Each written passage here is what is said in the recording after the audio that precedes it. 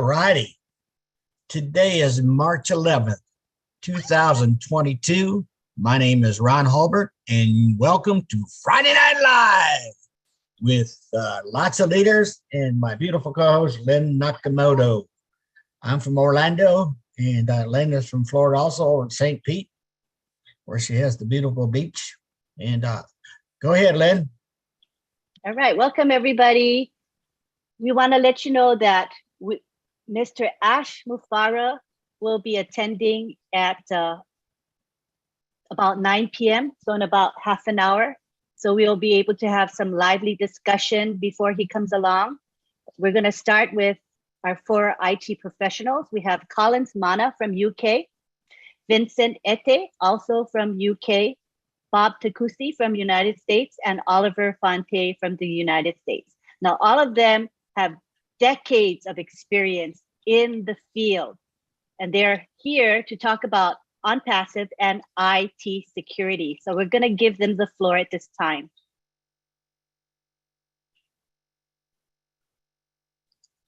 So any of the 4 can start off. I was going to say, did they draw straws? All right, I'll take it. Hello, everybody. Good evening, fellow founders worldwide. My name is Bob Takusi. I'm speaking to you from Bel Air, Maryland, in the United States.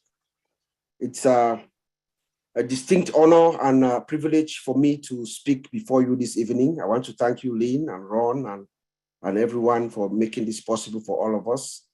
I want to also thank my fellow OTech team members.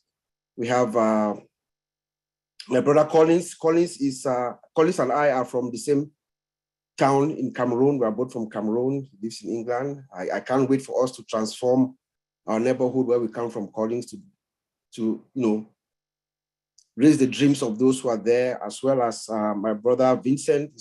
Collins has decades of experience in all areas of the industry. It's quality assurance, 15 plus years of experience. Vincent also has about 21 years experience in the industry. Started from the help desk. Anybody who has worked at the help desk as a support has my respect because they know everything, but he's a database administrator. He's going to be talking about database security. And of course, my brother Oliver. Oliver and I, we actually come in with about equal years of experience in the industry, 24 years. I'm an IT security analyst. So this topic tonight actually falls down our alley, security. Actually, if I were working on the same company with Oliver, I would be reporting to him. He's like a director at his position. So I'm a senior IT security analyst. So just wanted to get that out to you guys. So when we actually talk about IT security, it means cyber security or information assurance. Right now, ladies and gentlemen, we are at a point where we can hear the rumble of ONPASSIVE, or as Mr. Olson calls it, the internet quake, or the avalanche is beginning to crack. We can hear it. It's coming. That is why yesterday you see the disclaimer in the back of the office. It is because people are beginning to realize that ONPASSIVE is here. All of us, every single founder is now at the crosshairs. People are going to come after us. So the security is not only behind the scenes in the systems, the infrastructure and everything. No, all of us, each and every founder bears responsibility of making sure they protect themselves as they access these systems.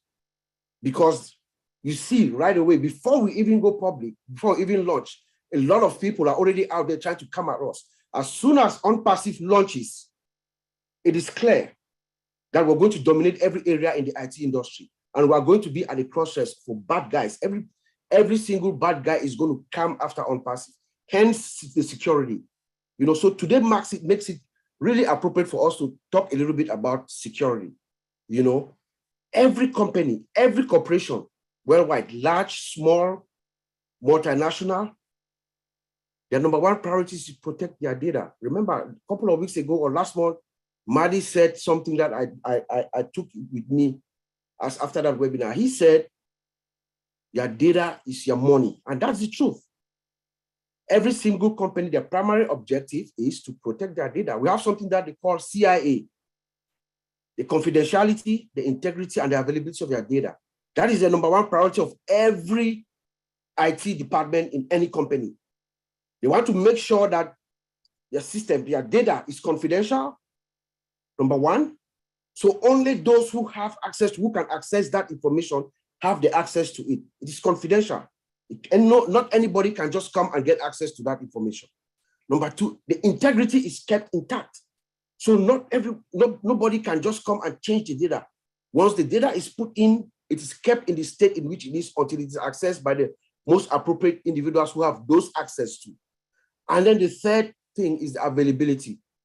It should be available anytime any user who has the privilege to access that data needs it. So how do companies protect their data? Every single company does what we call the applied security controls. Security controls. You put security controls in place to protect your data in various areas. Okay, and then you do security control assessments periodically to make sure these controls are operating as intended and they are producing the exact results that you hope they produce. So you do security control assessments, you do vulnerabilities management, you scan the system consistently. You scan it, you find flaws, you find weaknesses, you patch it, you fix it. And then you can also do penetration testing where you bring an outside firm or internally, they will try to break the system, consistently try to break the system, find flaws and fix it. And then you must always have an incident response. Those are the 4 areas where every single company lays their focus on. Assessment of your controls to make sure they're operating as intended. Vulnerability management, making sure you can find the flaws before the bad guys get to them. You find the flaws, you fix it, you patch it before they get to them. You pen test, you try to hack the system. You hire outside experts. There are people who are experts in breaking the system. You make sure they come in, or you have an in-house team. But we usually recommend for a large company like ONPASSIVE, we recommend they have an outside team to come in, hack it, try to hack it, and then give us a report so we see what they have. And then a state-of-the-art incident response team in place with a security operations center where you have all the specialists there ready to act as soon as there's any event, any incident, any breach. So with ONPASSIVE, we are going to look at ONPASSIVE as it is. Remember, guys, fellow founders, we are looking at it from the outside. We watch our founder, our CEO, the things that he says, we look at it, we listen to him, and then we can relate it to, our experience and knowledge of how things work. So our discussion tonight is just going to be about what we think, what we feel, and I think we are mostly correct. So we are going to look at ONPASSIVE from an application. When you look at ONPASSIVE, we look at it from an application security level, because ONPASSIVE, remember, ONPASSIVE is a software as a solution. It's an application, but it's just huge. It's massive. So we look at it from an application security perspective, and then we look at it from an infrastructure.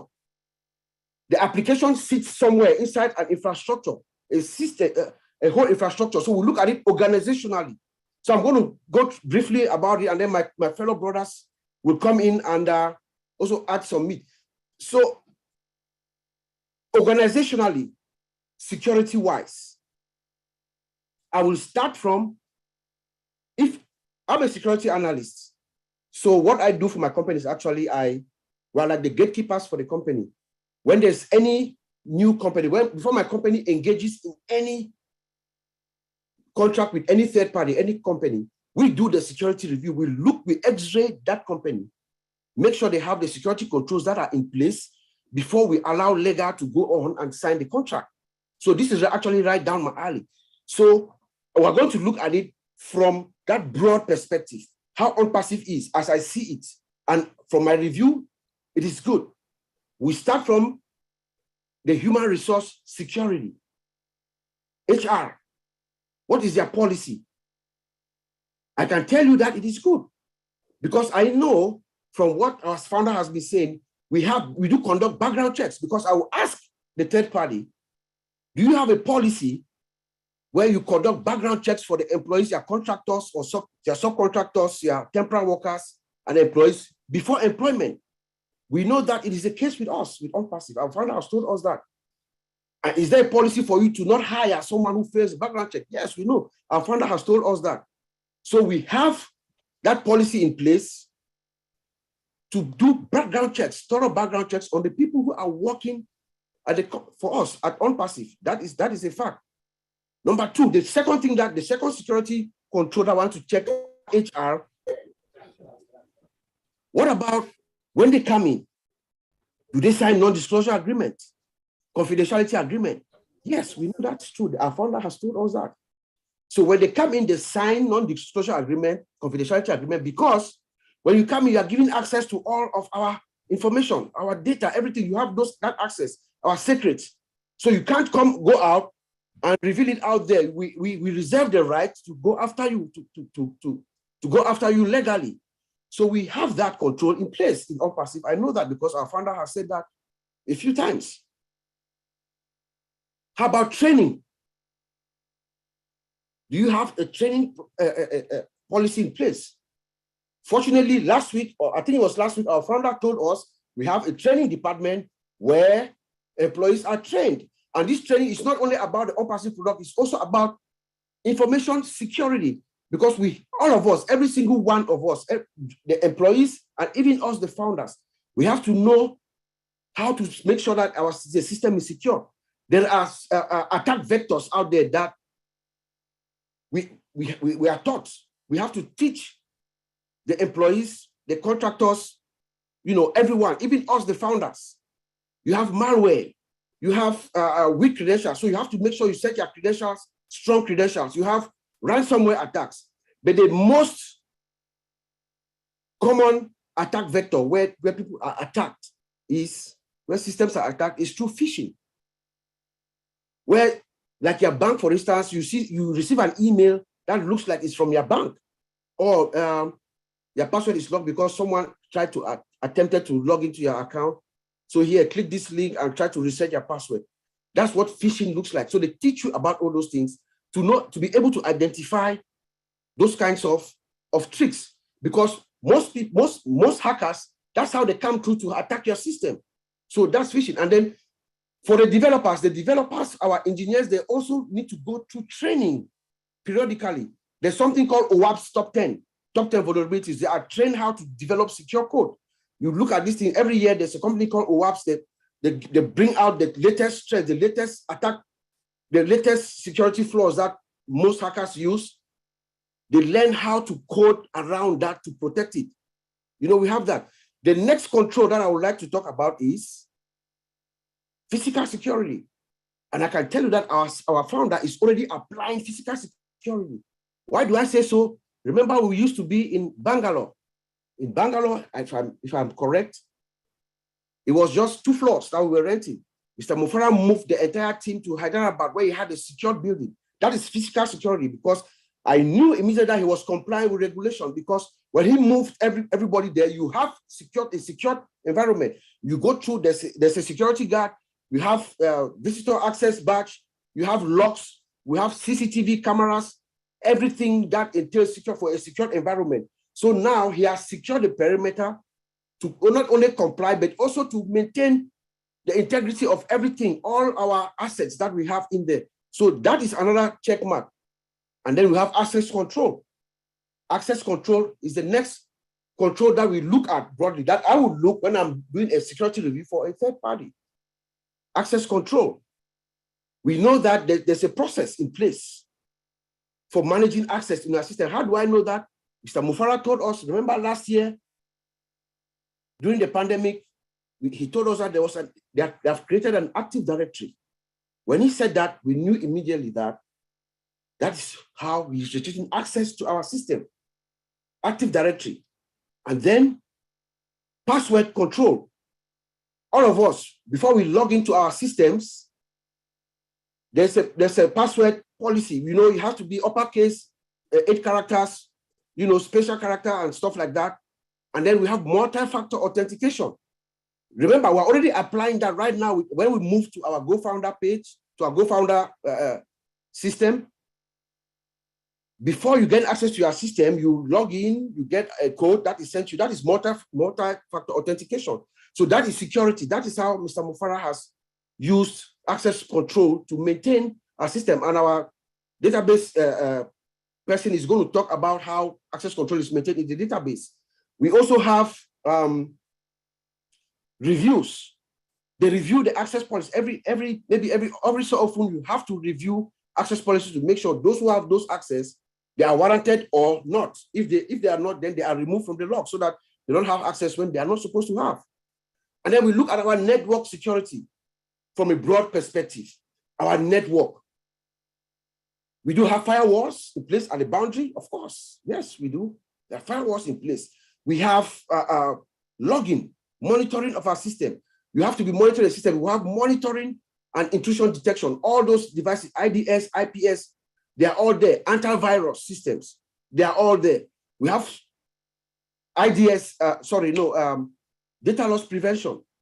A DLP program or an agent is something that I'm pretty sure that we have it right now in our system, because I know our founder is a little worried about insider threat.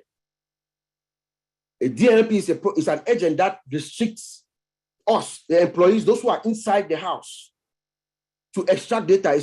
They limit data exfiltration. So you cannot upload data to the cloud. For instance, you come in and then you upload something to the cloud or forward it to your email. The DLP agent blocks that. We should have USB block, email filtering. All those things are there to protect our system. Then I'll just go down quickly to incident response team. I said that already. You have a specialized team that is ready. We have what they call the Security Operations Center.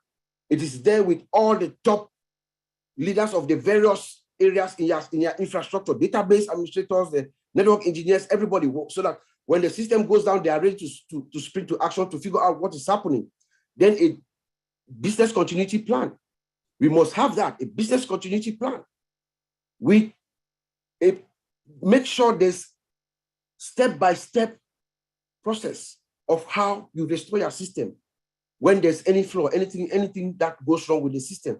So all that right now, I'm sure with Mr. Mufareh knowing who he is and all the technologies that he's implementing, all these security protocols are already in place. We also have regulations that we comply with, that I know, and most of the things that Mr. Ash has been doing, and part of the reason why will probably be a little bit long, is because he's trying to comply with certain regulations. In the United States, we have privacy laws, right? We have, for instance, in California, there's something called CCPA, California Consumer Protection Act, where Julie is. There are privacy laws that if you have an information system collecting data, people's personal data, you have to have certain security controls in place. Mr. Mufareh is making sure we comply with that. In New York, there's something called New York State 500. In England, in Europe as a whole, there's something called GDPR. That's a regulation. In Europe, as a matter of fact, personal data is, they frown upon when you breach personal data. They take personal data seriously. So they have this GDPR, General Data Protection Regulation, which compels companies that collect European citizens' data to make sure they have the appropriate security controls in place to protect it. In South America, we have something called LGPD. So all these regulations are being complied with by our founder to make sure that our processes and everything is in place, our security is intact. And it takes time. It takes time. It is not a walk in the park. To put all this in place and to make sure you comply with all these regulations, it takes time. So I'm sure right now, as we roll in, as we hear the rumble, all this security posture, all these security processes are in place for us to move forward. So I'm going to leave it there. I'm going to call on my brother Oliver to come in and maybe fill in some stuff, but that is a nutshell of how you look at security from an organizational perspective. And then we'll go into more details tomorrow in our meeting with the OTEX. Oliver. Yep. Thank you very much, my brother Bob. You've done a wonderful job giving a general overview, high level of what our security might be based on what we are standing outside and seeing. And we know that that is what is going on. That is what our CEO have put in place based on all the high level that my brother Bob has put has talked to us. And I also want to say that when it comes to data, I will go back to what our brother Madi Degamo told us one time about data.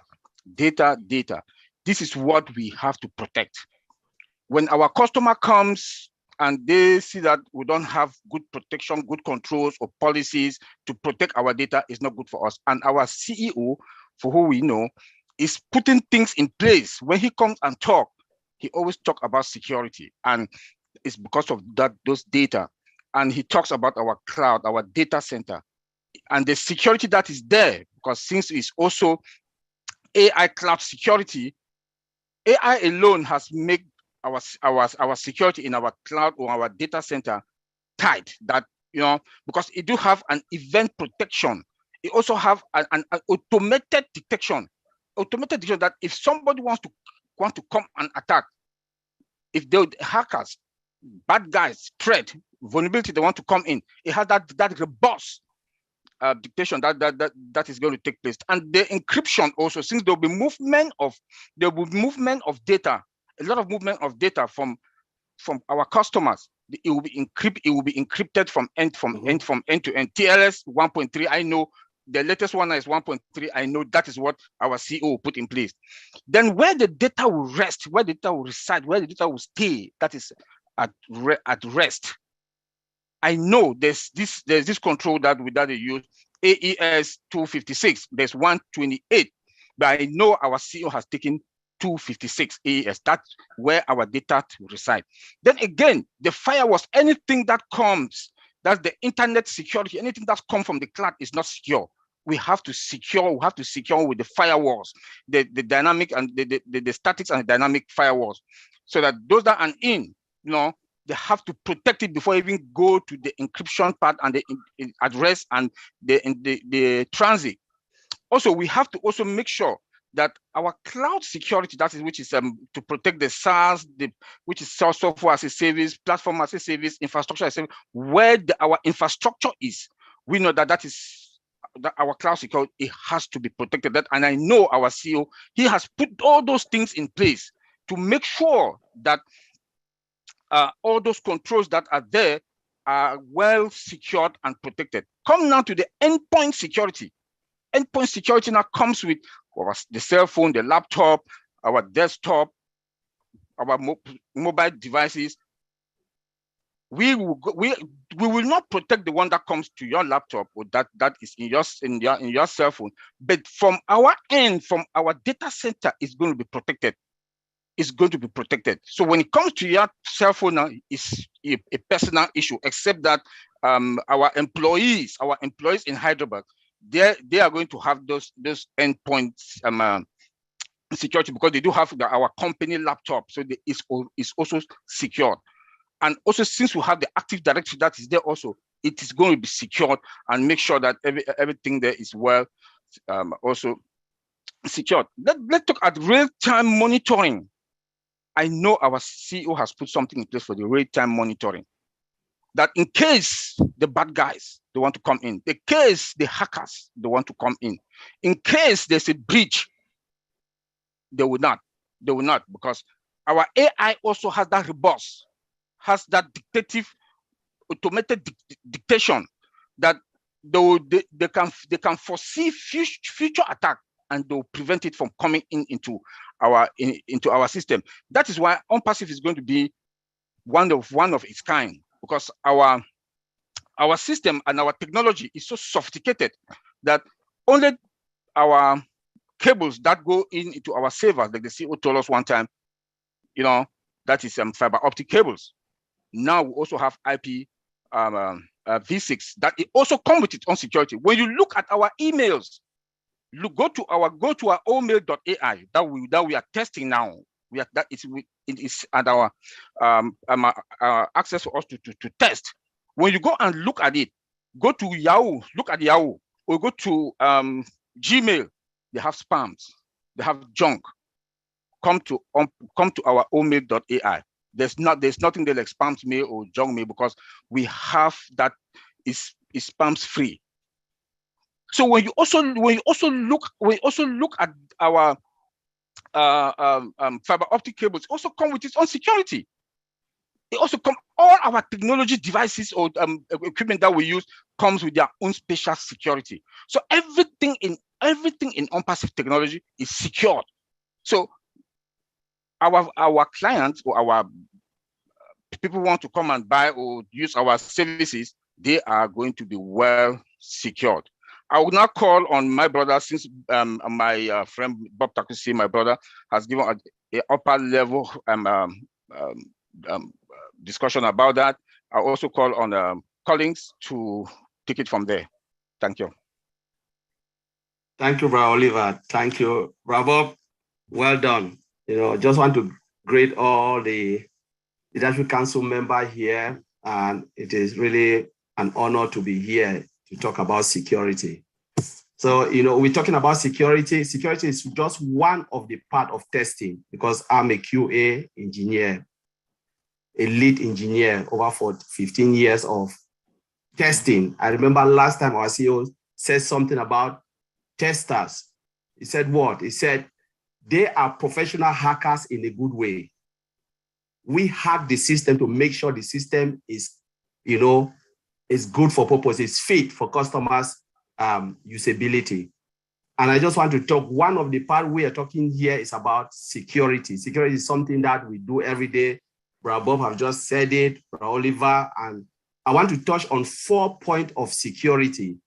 When it comes to security, we're talking about web security, password encryption, SQL injection, and lock table. I will explain what that means in 5 sentences, just 5 minutes. When we talk about web security, remember when you type www.dat.this, it must be secure. When you go to your GoFounder, ofounder.net must be secured. Remember when you log in, the URL, the web browser expand and it gives that name, someone can copy it and then just paste it somewhere, press enter, what will happen? It will get to your back office. I will tell you, I tried it when we talk about testing of the OFounder. When I log in, I did that. That was the first test I did. When I talk about our testing, beta testing, I want to know how vulnerable this software is. And I wasn't able to get in. That was a box tick that we cannot get to anybody's account. That is the first test I did. Web testing, I did that because I am a lead tester, so I know what it is. The second one I did was, we cannot get to the back to check the back end. Password encryption, I saw it. It is there. When you log on, enter your email, what will you do? Password, ... It is encrypted end to end. The database guy, like Brother Vincent, will tell you, it is encrypted from the front end to the back end. Database will lock it out. You cannot even see it. So the bad guys cannot even get to our software. That was a bug fix. We talk about SQL injection. For this, we cannot check it because I'm not working with ONPASSIVE. It is when those bad guys can try to write a SQL. When we talk about SQL, it is structural query language, database. Database is where all our information are being stored. In there, someone can write a language that can extract important information, your date of birth, whatever is there, hack everything, get out. It is very strong because I know they have done it. My 2 checks just tell me they have done that. That is SQL injection. They write against the normal language. There's a language that you can write to get information from database, which is good. But if it is vulnerable, they can write something else and they will extract useful language, useful information, and you know what? They will do something and get back into that system. It is something that we have tried. I've tried it and I've got it. Sometimes I would give my experience. They did something, everyone left their laptop on. I went and I hacked onto all the laptops, turned upside down. That's what I want to say. We did that just to test the software, the vulnerability of the software. And I believe we have done that in ONPASSIVE. Nobody can get into that system. Now we're talking about database lock table. You know what? I know a lot of people in some of the meetings, they said, wow, I can get to ONPASSIVE, nobody will notice. I tell you, let me tell you, there is a lock file there. Whatever functionality you click on, they will know, Collins, click on this, lock today, this time and this time, you went to whatever area. For instance, O network, they know you log onto O network. You go to O mail, they know you went to O mail. This time, not only the functionality you click on, but the time you log on that place, whatever you do, it is written clearly on that place, and they can come and get you. That is other extra security. You cannot escape that. The moment you log in and you navigate from one screen to the other, the lock table tell you your time that you get into that thing and log out. So that is the first function I want to tell. Nobody can escape this, and ONPASSIVE have done it all. And we just have to be, know that our data is very, very secure. And I will throw this to Brother Vincent because he's a database administrator and he knows all of these things, what I'm talking about. SQL injection, I've just touched a little bit, and Brother Vincent will touch it. So thank you very much. Thank you, Brother Collins, for this wonderful presentation. Thank you, Bob, for this also good presentation. Thank you, Oliver, for this presentation. And I would like to thank also Sister Lynn and also all the LC members and also all the participants. So today, that is a good topic. We are talking about the security. And the security today I'm going to talk is only one little part of the security. And that little part of the security will be involved in the security of the database, because in our house, we have a database. So we'll talk about briefly what is database security, what is a database security strategy, and then look into the identity and the access, look into the encryption system, and then the audit, SQL audit. So no talking too much, and then just try to break it down so that most people here, not coming from IT background, they can get exactly what I'm trying to say. So the database security, the security involved protecting the database management systems such like Oracle, SQL, or even MySQL from unauthorized users or maybe malicious attackers. So cyber security. So this is what is the security about the database. So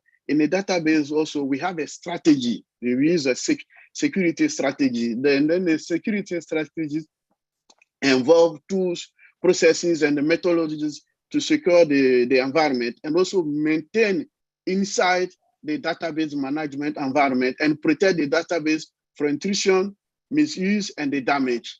So we all this put the database to secure area. So let's talk about also identity and also the access. So in SQL, for instance, we have authentication. So the authentication, when someone comes to the system, the person needs to authenticate themselves. This authentication is a process of maybe, let's say, providing the user who they claim to be.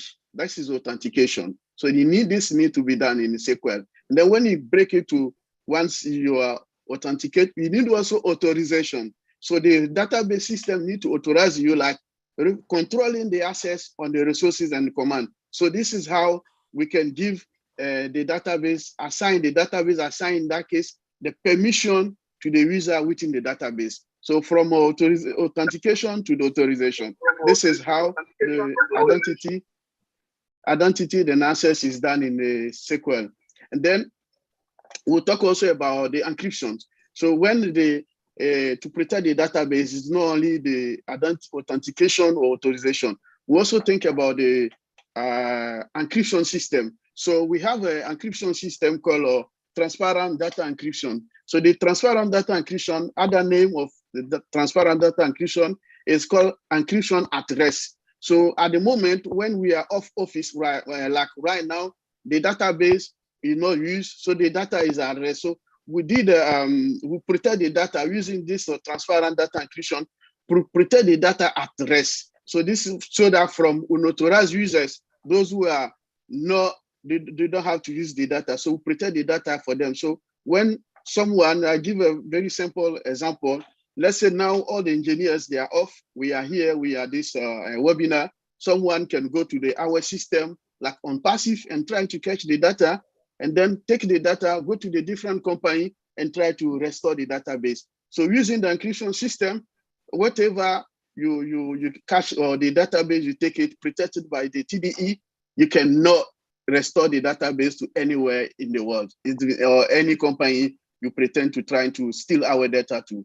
So, and then we also think about always encryption. Always encryption is also another name called encryption in use. So when you are using the data, let's say I'm transferring the data from the client to the server. This is that's in that moment the data is in use, and then that use like our system wallet. So is like attached to wallet. So anyone when we do the wallet and then on like a bank transfer system or the credit card information system. So we use that encryption system. Encryption you use when you are using the data, no one can catch the information. So this is, I think, is protected by the wallet. So wallet is using in that area as well. And then we'll talk another encryption system called dynamic data masking. And also, I believe wallet also using that data. So the data masking limit the sensitive data exposure by making it to non-privileged users. So the data when you processing like the credit card or identify credit card numbers or national identification numbers. So this is protected. So when the people are processing, it's protecting. So the protection of this system called it dynamic data masking. So we're using the wallet. So this is also some of the security or the encryption. We will talk about that. So even irrespective of how your defense are, there are always a possibility that hackers may infiltrate your system. So this is something we need to think about that. So that's why your company security is not only outside world. The company security, your employees may pose a risk to your business. So also there, that's why it's good also to think about the backup security. So all backup copy image of the database must be to be security control as the database itself, so that even your own employees cannot steal your data and send it to a different area. So the last part of the security I will talk today is auditing. So all the login to the database, all the login to the database server and operating system must be audit. So when you audit the login, like anyone login to the system, we know all fail audit, and then the all fail audit will allow us also to find out all people outside our corporate to try to infiltrate to our system. So this is also called a database audit. So allow us also to do some security. Then we also to do some security standard audit should be performed regularly to make sure that we have maybe, let's say today we wake up in the morning and then we can see that maybe we have 20 fail login. So we're trying to find out those people who are trying to access our system. So this is important part of database. We need some regular checking, and people may trying to get into our system to get like information from our wallet, where maybe we have numbers of credit cards and information, people there, bank details. So this is why we need to put the audit, and then so to audit the login and those who are trying to access our system. So thank you, Sister Lynn. And then we'll talk briefly about database security. Thank you very much to the four of you. That was a great presentation. I know I didn't give you a lot of time, but you covered quite a bit of ground. Very good, very good, awesome. Yeah. All right, it's Mufareh should be coming in any time, but in the meantime, I'd like to give the floor to Marty DeGarmo and Mike Ellis, who would like to tie in IT security with us. Why does it matter to us that ONPASSIVE has the best IT security? Marty and Mike, the floor is yours. All right, I'll go first, Mike. I guess so. Thanks, guys. I know a lot what they said. Your head's probably spinning around, but part of this is to let people know there's so much going on behind the scenes that we can't see. And because you can't see doesn't mean it's not happening. It's happening daily, 24/7, 7 days a week. And when it happens, it's constantly redoing it, making it better, testing, making it better, testing, making it better. Because once again, data is money. For us, you want as much security as you can. I've had somebody say to me, oh, the OTP, I got to go get it. It takes time. But listen, right now, it doesn't seem like it seems like a hassle. But let me tell you, when you have money in your wallet, you're going to want as much security as you can get. And that security means going to get an OTP. Listen, I'll take a canoe to go get it, okay? Because in the long run, it's about protecting you and your money. And the same goes all the way through the whole process. The whole process has a protection plan that's built in so that when they're moving things back and forth, it's protected. When we get it, it's protected. Because remember, money in the beginning is data. It's numbers moving. It's not what we see as far as a dollar bill or a yen or whatever. It's numbers moving back and forth. And it's very important that that data that's moving is correct. So keep in mind, when you think it's a hassle, trust me, I want as much security as I can get. If I have to even turn dials and pull levers, I would do that before I would, get an opportunity to somebody to hack. But the security, like these gentlemen said, they don't know a lot of the back office because they're not there. They're going by what they know, their experience. But trust me, Mr. Mufareh and his team, one of their top priorities is security. We're going to be dealing with a lot of apples, and you don't want them to get taken by somebody else. Anyway, that's that. I'm just trying to round it off. I always follow these IT guys around to bring them back to planet Earth because they will orbit if you let them go. So anyway, I'm going to turn it over to Mike. Yeah, no, thanks, Marty. First of all, you guys did a great job talking about security. Most of the people here, what you're talking about just goes over their head. They don't understand all the complexities involved with securing a behemoth like ONPASSIVE. But as you went through the complexities, it gives us real confidence that ONPASSIVE is doing everything they need to do to protect us, the founding members of ONPASSIVE.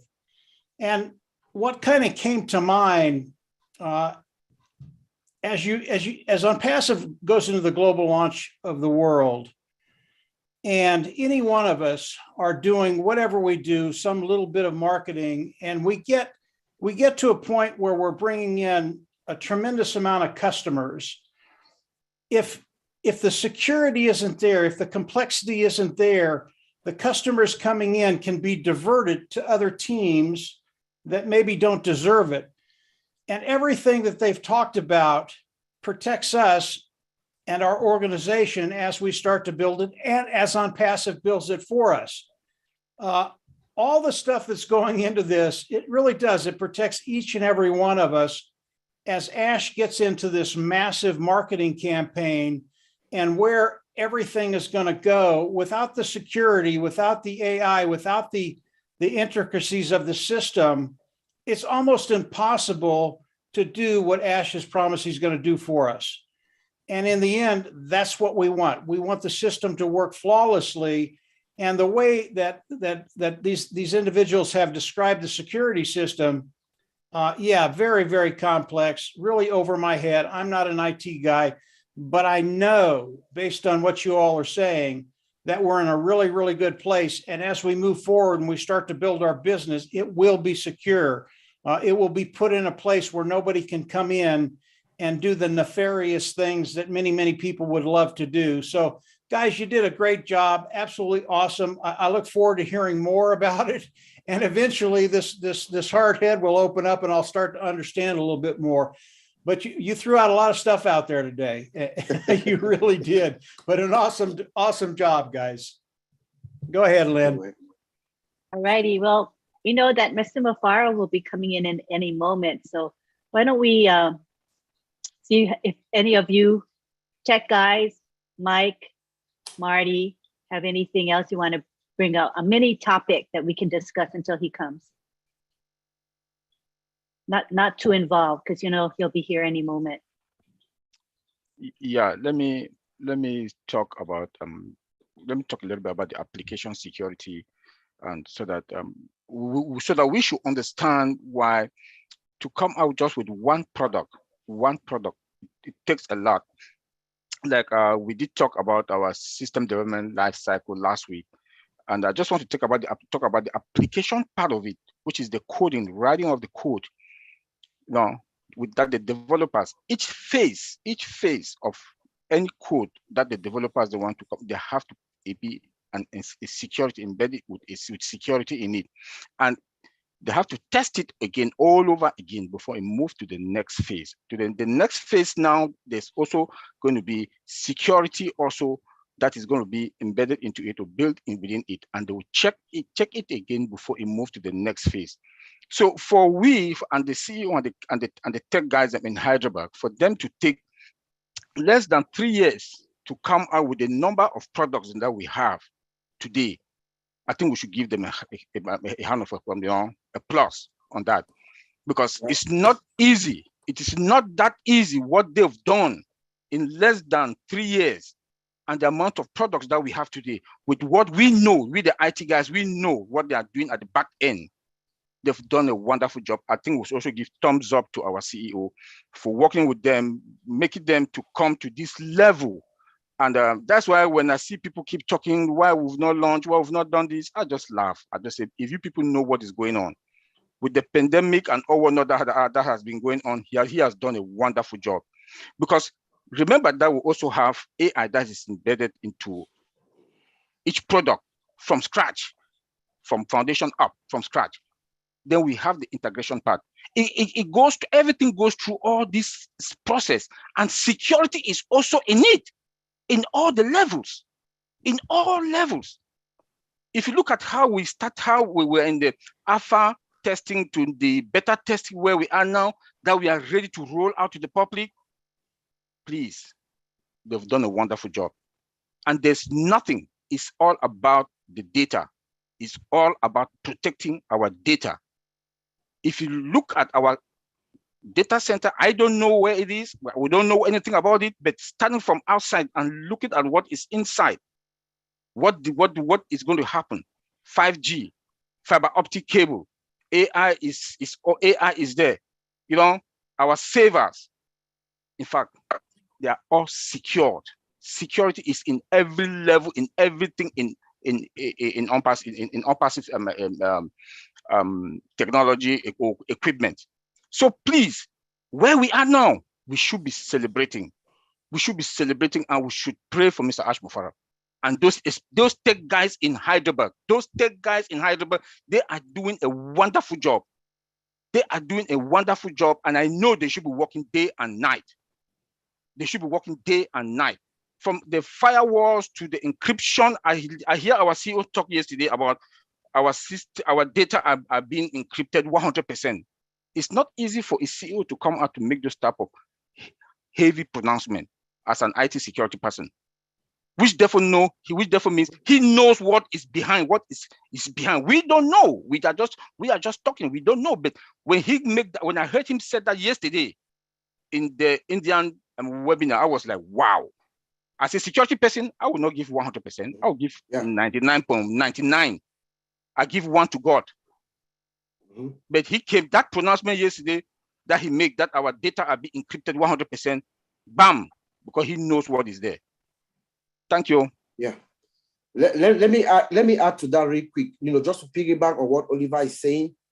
When the CEO says that our database, our data is encrypted 100%, that is a very expensive thing to do.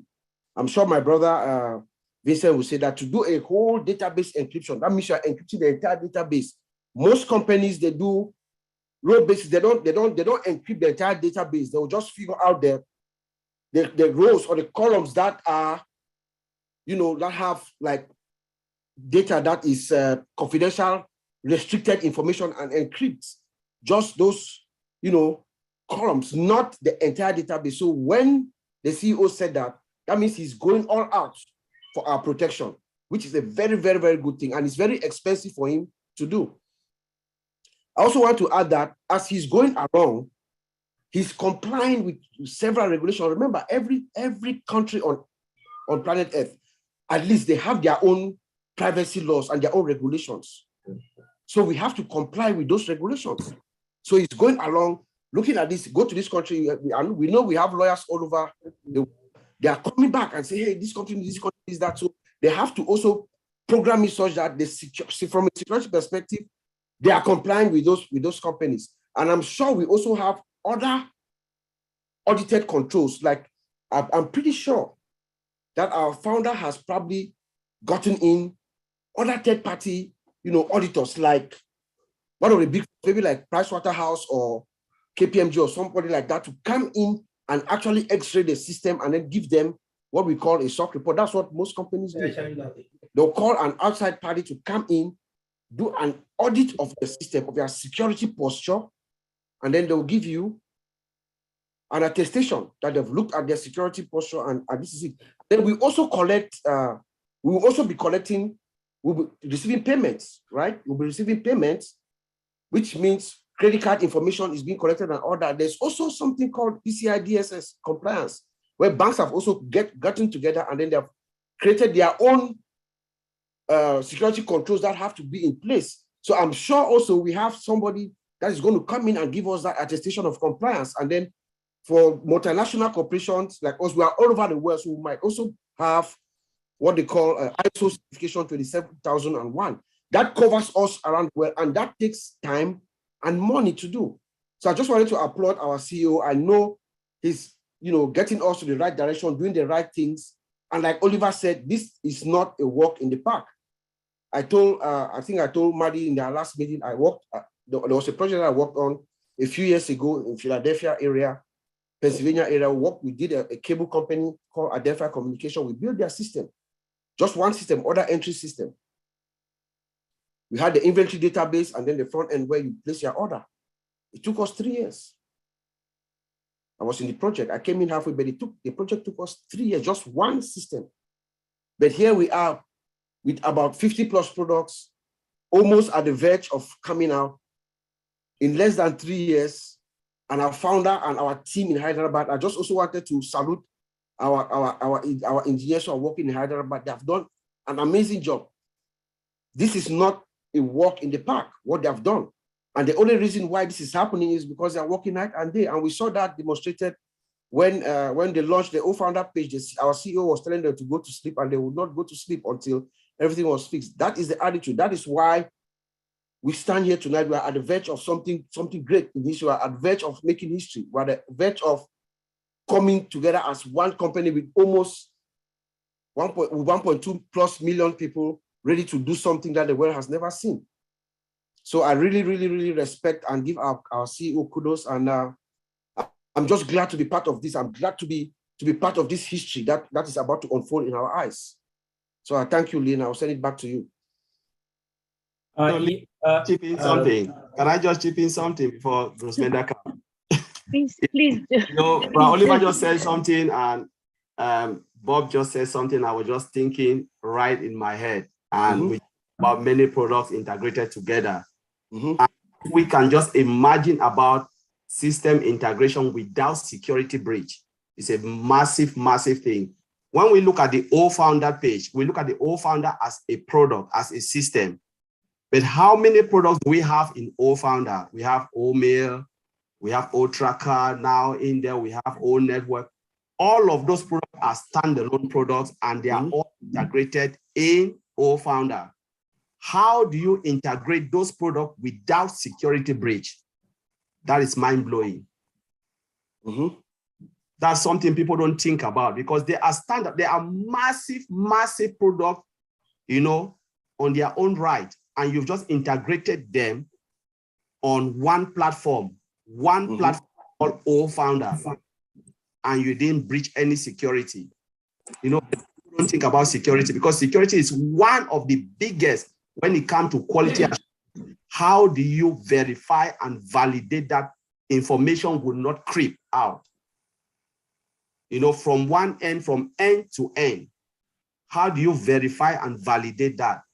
That once I move Bob data from one system to the other system, there will be no leakage. We're talking about system integration.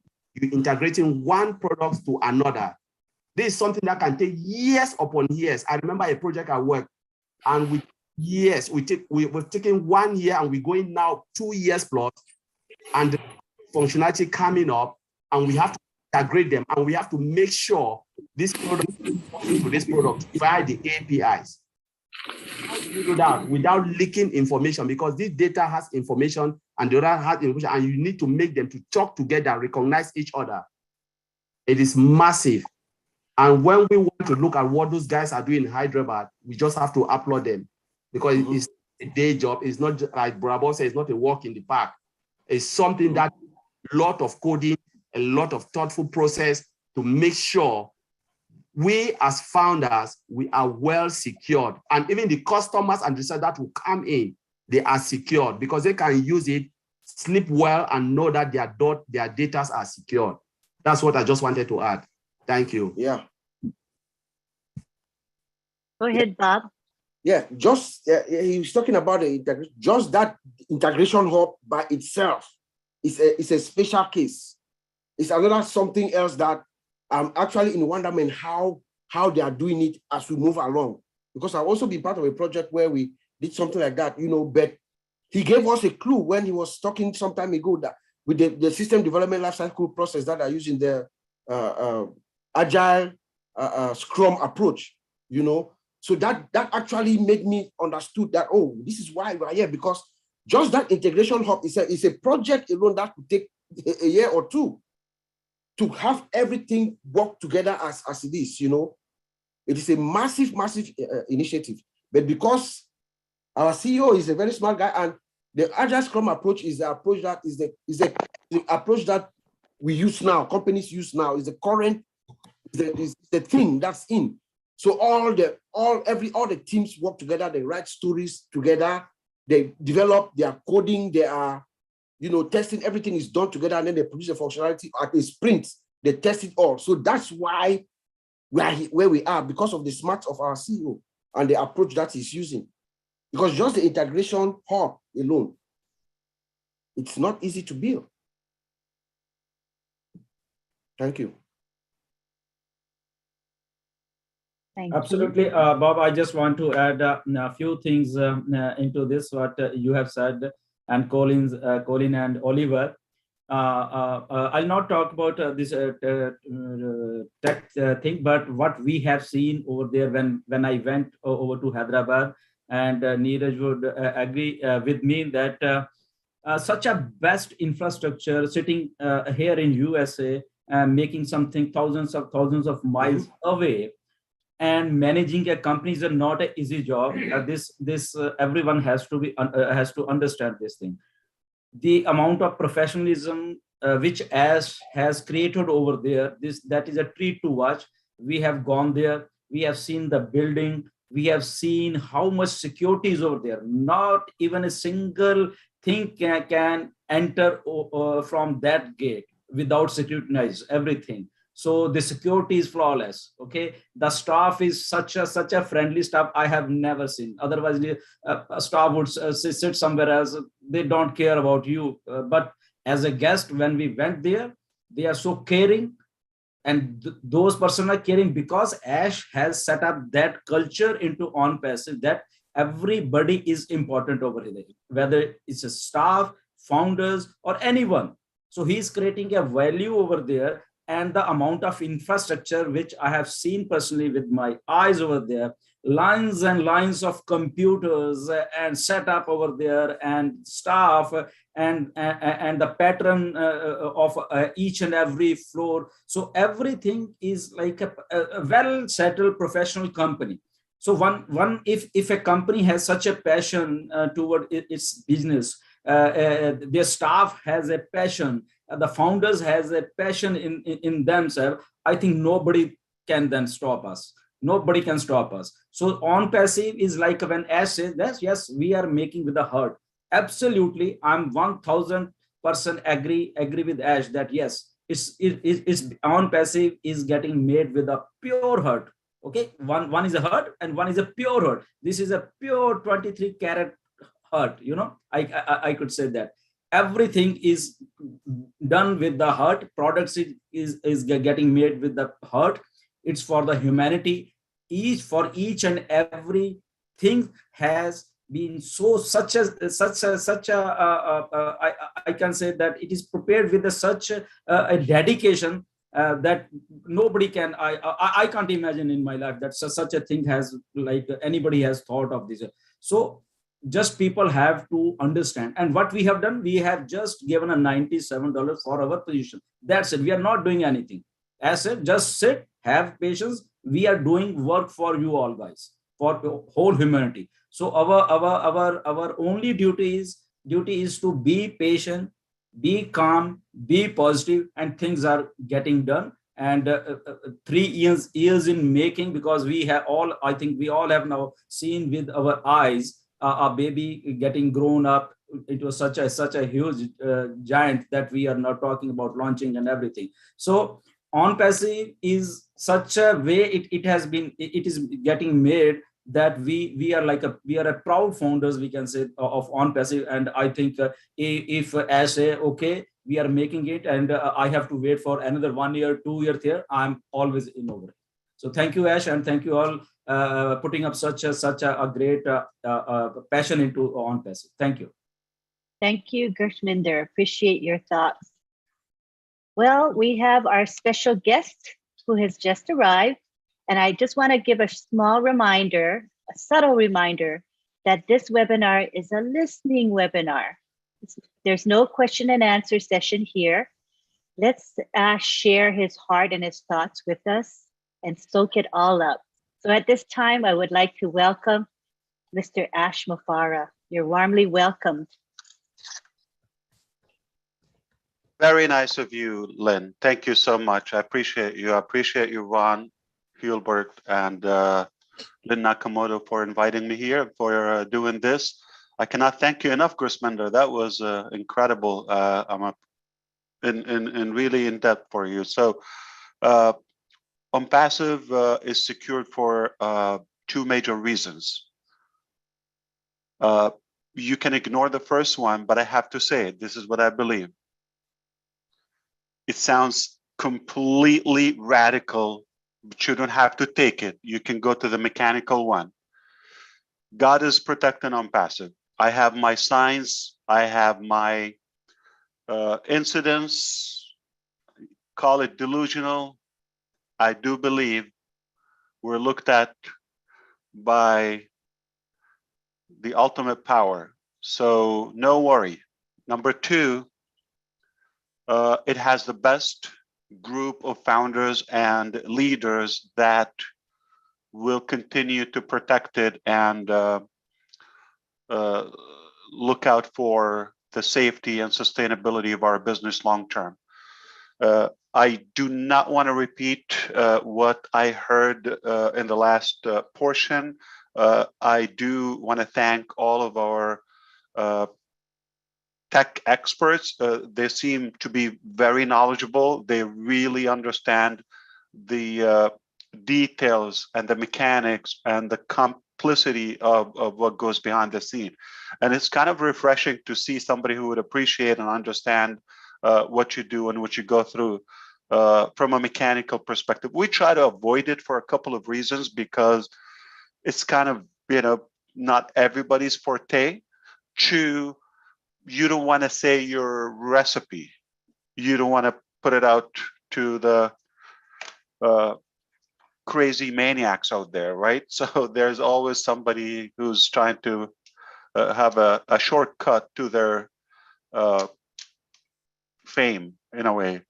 So we keep it down, but we do take our security incredibly serious. No joke. We do assume that the sky is going to fall. We expect the worst, but we hope for the best.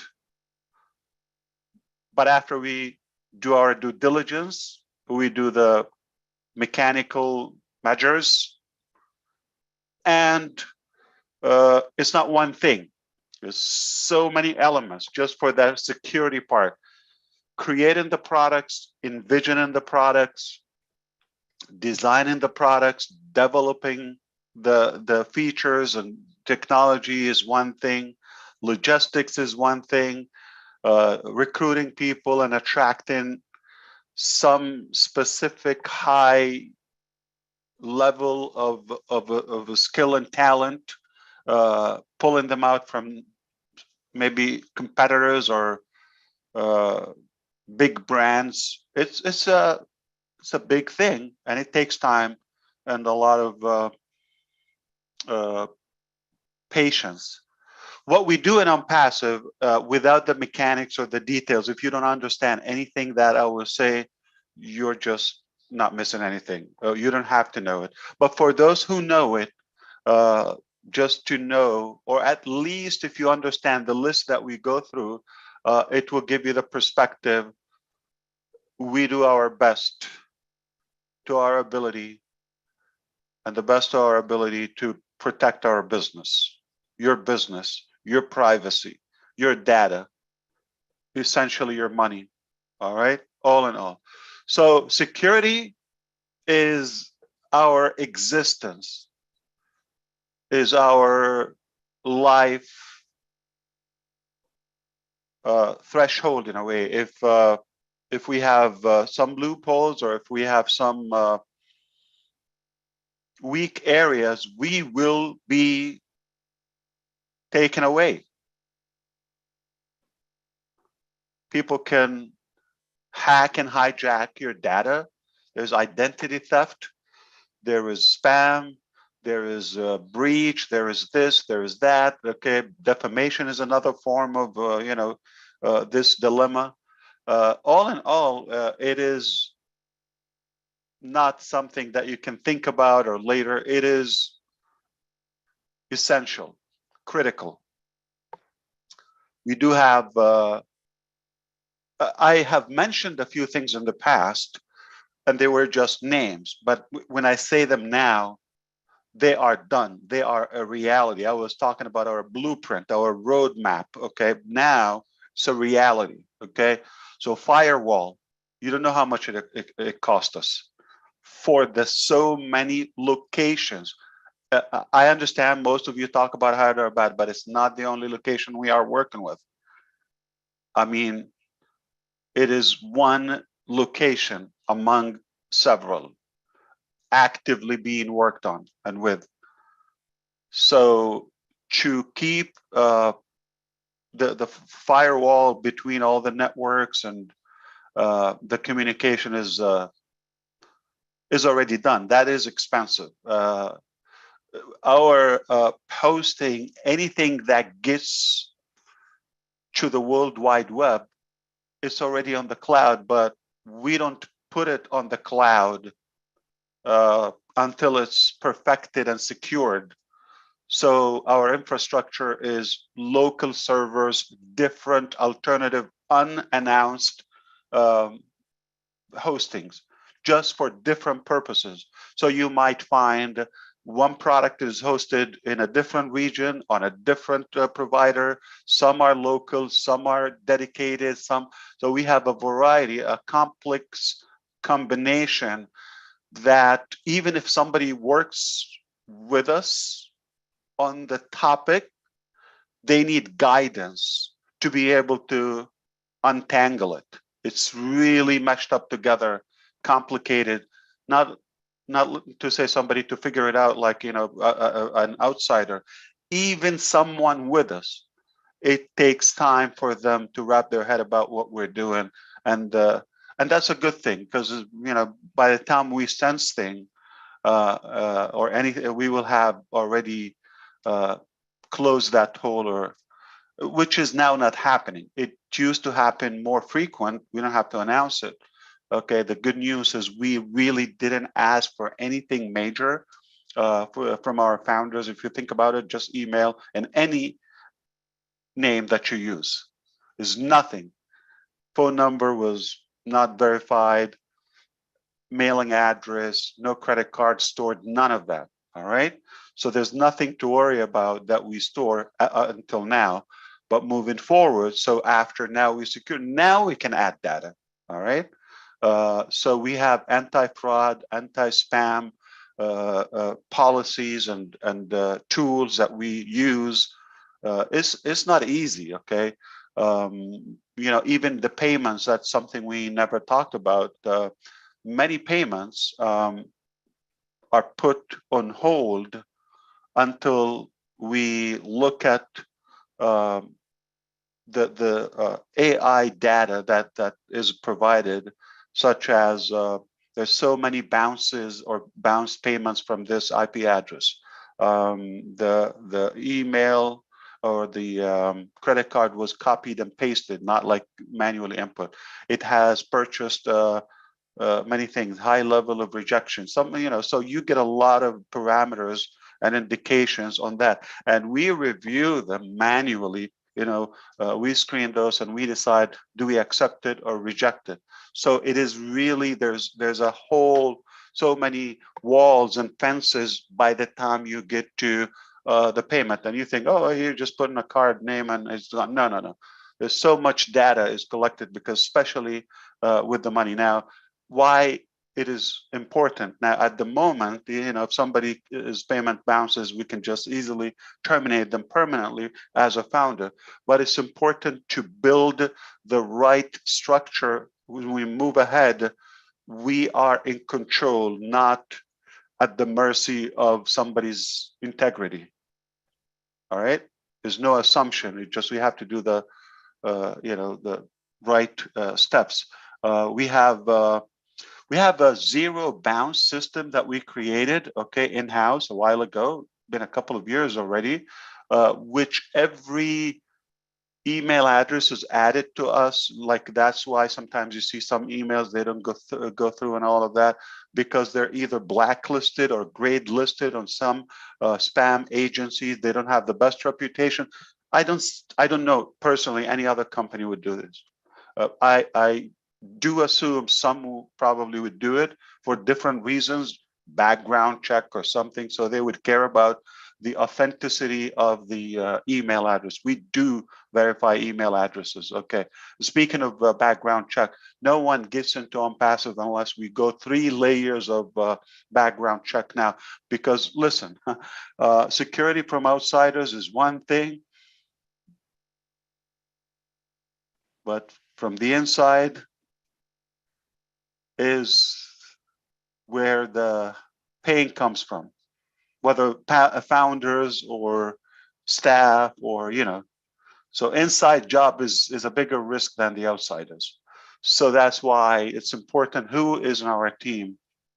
And also we make sure everything is restricted. They cannot use, because we have AD. Remember I said a while ago, months ago, I said we're going to build an active directory. Okay, that was like when we had the shutdown in India last May, when we had the Delta variant. It was you know, really devastating. So we decided to build an active directory, AD infrastructure, which we control. So we can, everybody can pick up their machine, device, whether it's a laptop, desktop, anything they have. Some have cell phones, but we remotely control them. Security, we block certain websites, email, like they cannot log in their regular Gmail from that device. We own the device. We provided it to the staff. They cannot log into that, to Gmail from that. They cannot go to Facebook. They cannot. There are some exceptions and permissions. Somebody's working on digital marketing or this. Yeah, we give them to access, you know, let's say the YouTube channel, or but certain people, but the vast majority, there's no Facebook. There's no other websites are allowed.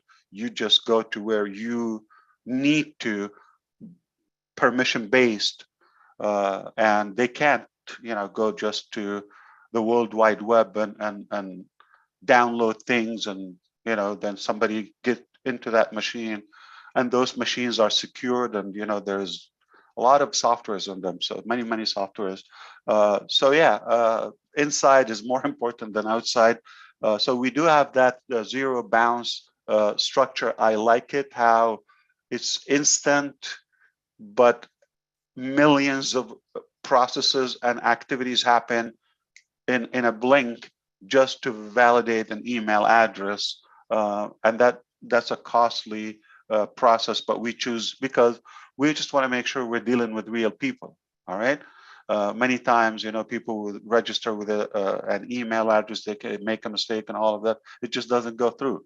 So, of course, you're going to have on a million, you're going to have one or two that there's always a slight frame of error, in anything that we do or in business in general. So I'm blown away that looking, my God, we just talked about this a while ago. And now we have the firewall, we have the Active Directory, we have the zero bounce built in, it's done. And the quality assurance team is already a complete department. We used to have a couple, but they run around multiple projects. And now every project has a few specialists just in quality assurance, the testers, basically QA people. We have many seniors at a very high cost, but it's worth it. Why do we do that? We have so many testers, like in everything we build. Okay, it doesn't go anywhere before it's tested and constantly tested, and they catch many things, by the way. We're proud of them. One of the other ladies just won, like on Women International Day the other day, International Women Day was the 8th of March. And one of the ladies is a quality assurance. She caught a few things. We decided to give her an iPhone. You could see the pictures, I'm sure probably would be posted. We also have so the in-house testing, with alpha testing, engineer testing, all of that. But at the same time, we have the beta testing done by actual users. So we're not going to the, we're not going commercially until all the levels and layers of testing are done. It is zero error tolerance, or say security, compromising. There's no way we would say, okay, we'll start. Like the attitude of ONPASSIVE, we don't start and see what happens and we'll fix it later and all. No. There's no sweeping under the rug. It just, trust me, okay? We don't put our name on something shady or not solid. So the beta testing is really been a great experience for us and helping to perfect things and know all of that.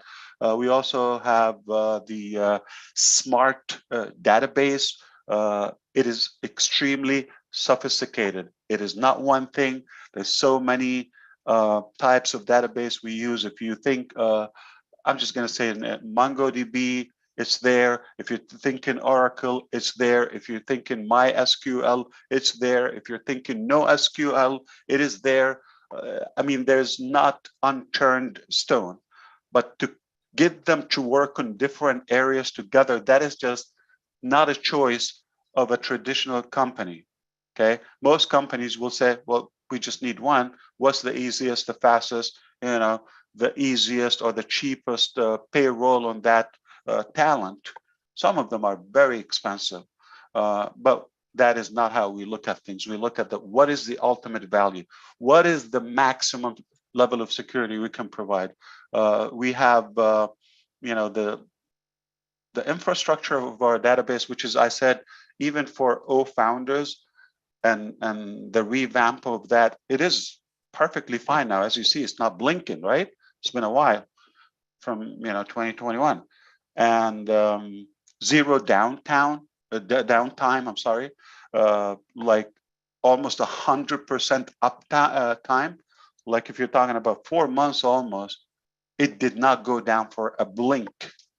All right, that's good. And some days we have a good surge on the traffic. Okay, when we do some testing. And remember, there's so many products are being hosted now. So yeah. just the multi-regions aspect, that again, the database and the multi-region that has been done. It was supposed to go live on the 10th yesterday. Found about, I told you it's about any day, when I actually knew it's going the next day. All right, like, but yeah, we found a bug. Okay, so we'll fix it. We know what it is. We'll fix it, whatever it takes, a day, 3 hours, 3 days, and then we'll go live. So just about any day. So that is going to really be the ultimate database infrastructure. The database architect that we have, it is not one of the top, it is the top, the most recent, the most advanced technologies when it comes to database architecture. And that is not an easy mission. All right, engineers, you know what I'm talking about, okay? That is not an easy mission, and it doesn't take 1 or 2 experts to do that. It takes a village to get this right. And thankfully, that's where we are. So the privacy security also is a big deal that is covered. And that's one of the core foundations of ONPASSIVE, to make sure there's personal privacy, data privacy, all levels of protection.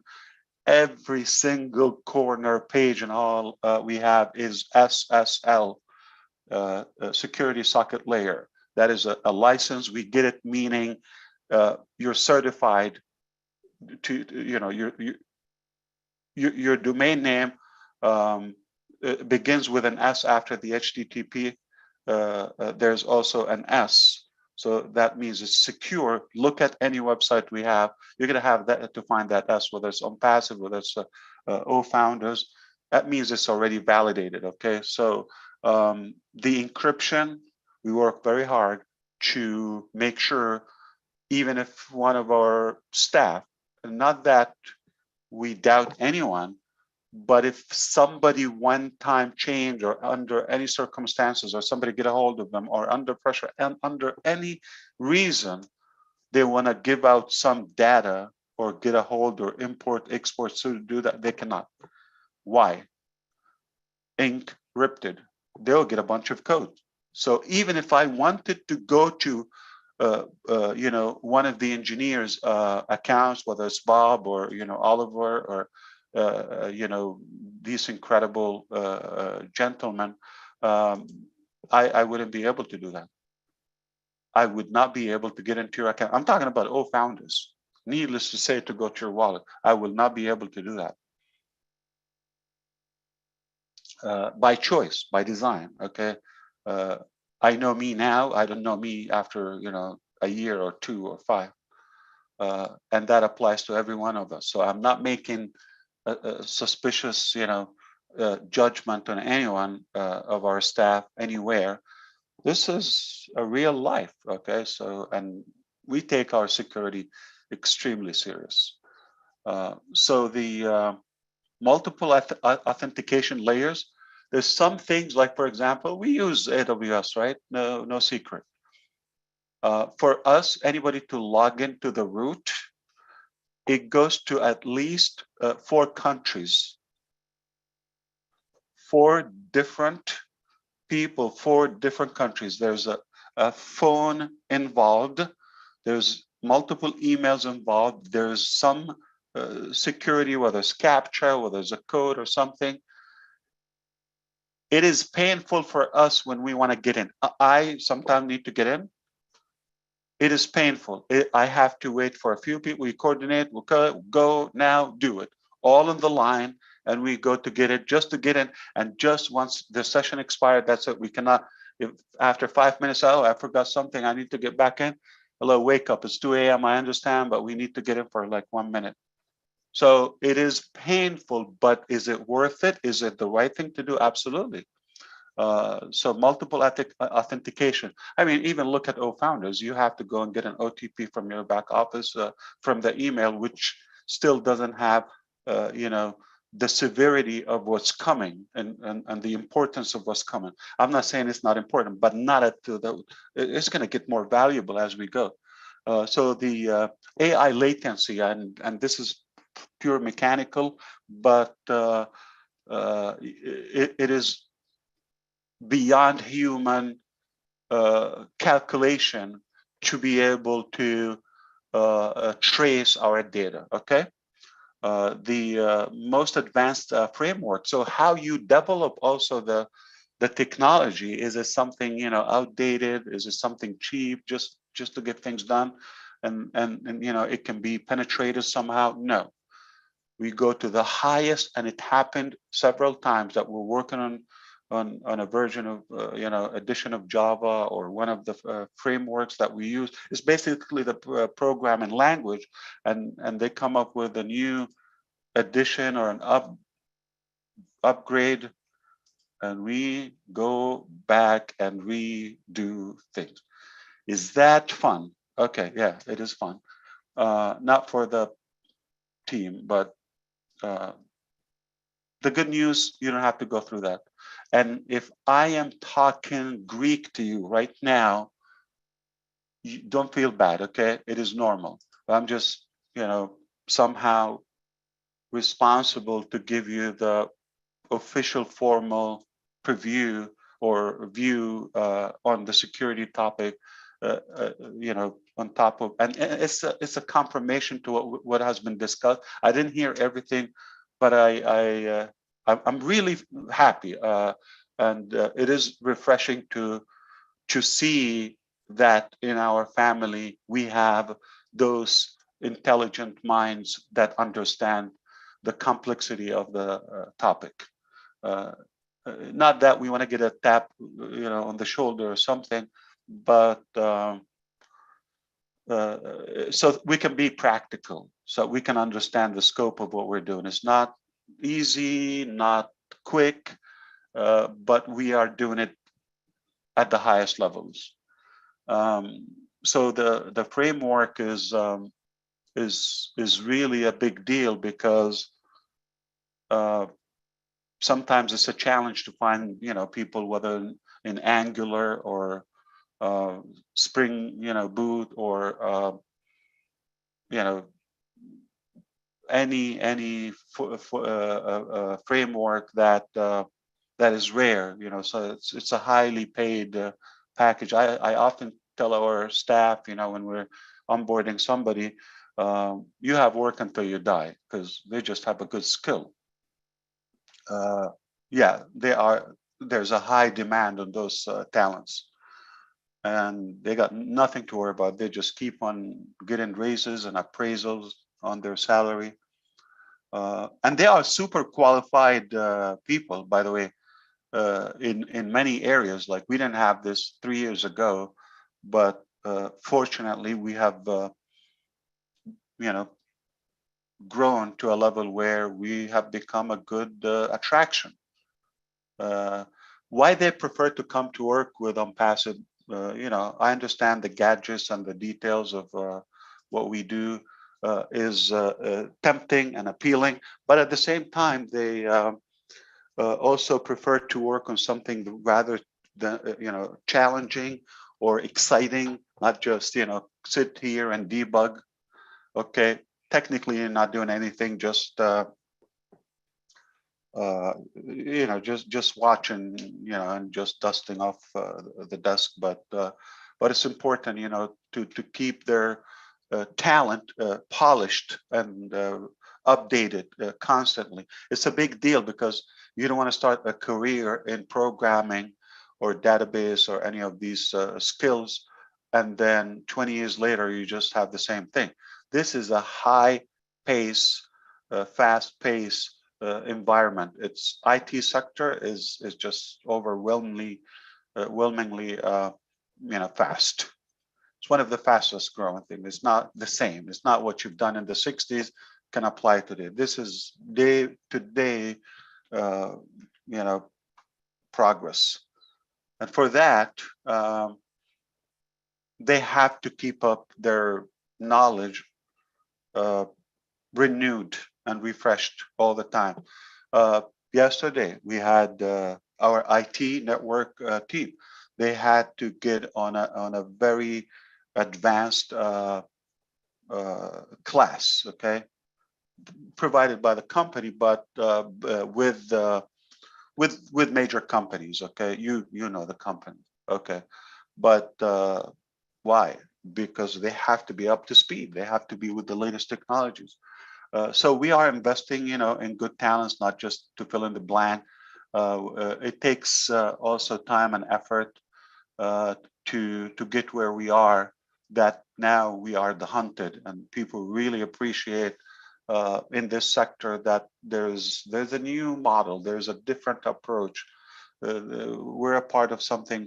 I'm not just going to work, let's say, in Twitter as a company, and day one you're just going to get it like, this is what we do, 240 characters or whatever, 280 now, and that's it. It's the same thing for how many years.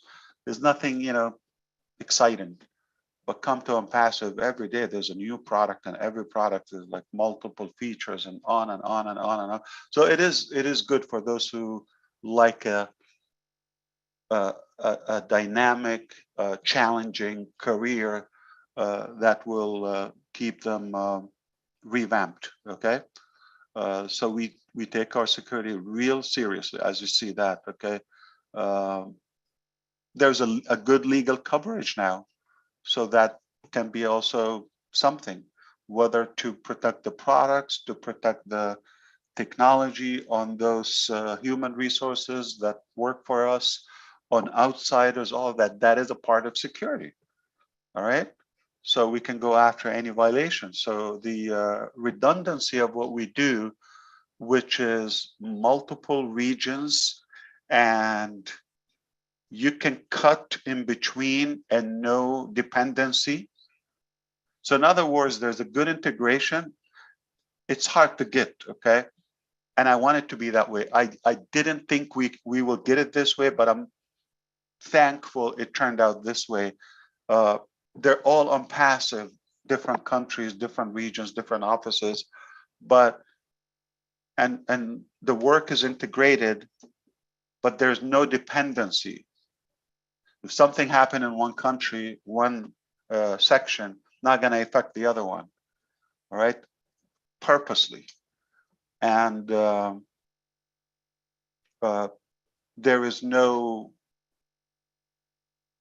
data exposure between the two.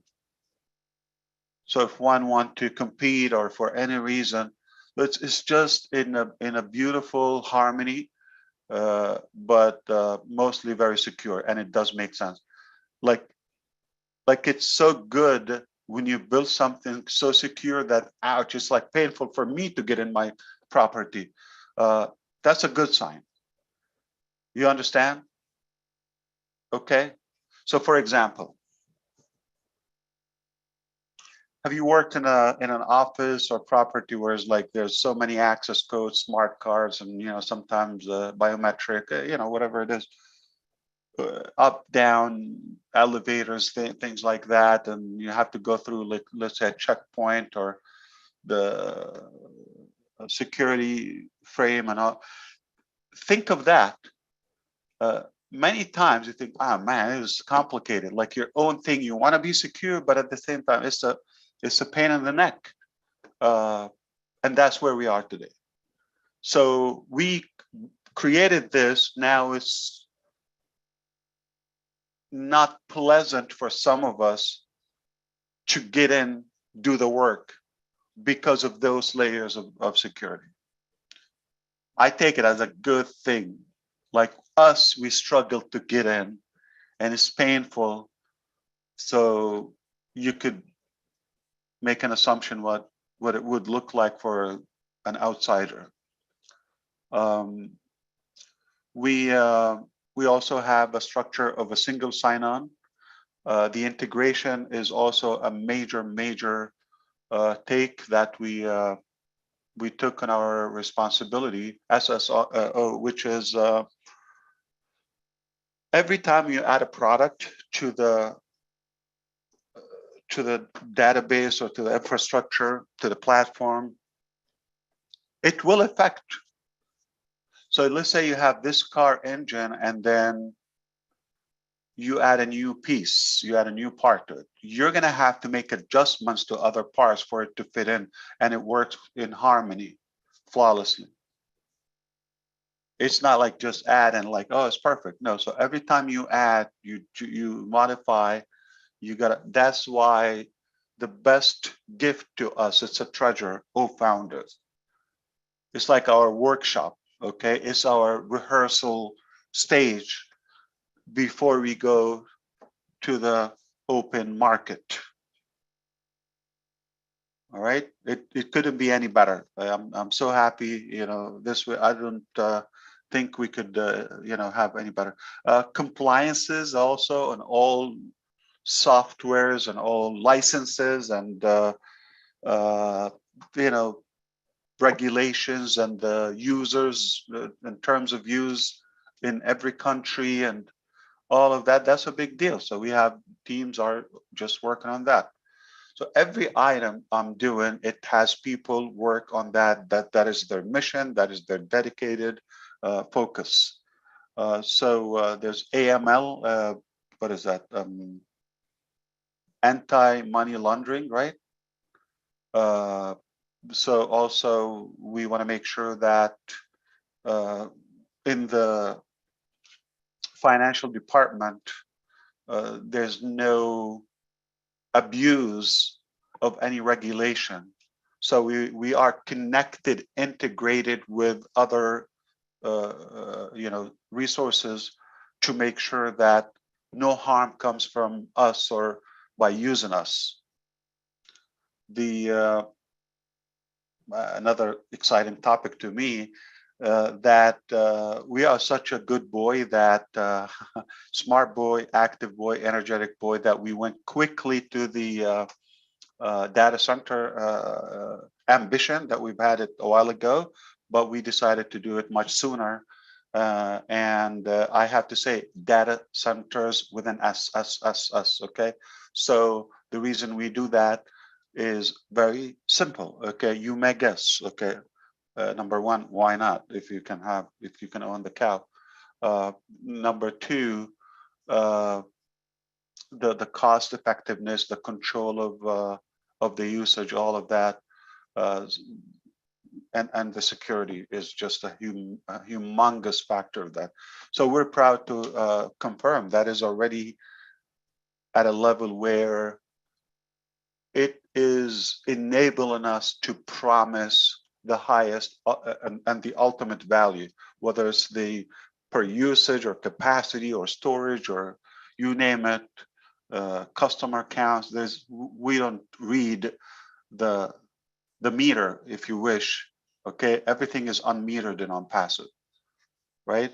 So that's a big deal. How you do that? Got to have your own data centers. Okay, so we have, you know, things are done in multi frameworks, such as, you know, React, meantime, you know, for the regular web application. React is basically what they build the Java React is what they build the mobile applications with, and that is something that we decided to add. So in case something we decide to make an application, it will be just a couple of weeks, finalize it, everything is done, you know, coded in just some configurations, and we go live with a mobile app for, let's say, OStaff or for OWallet or one of the applications.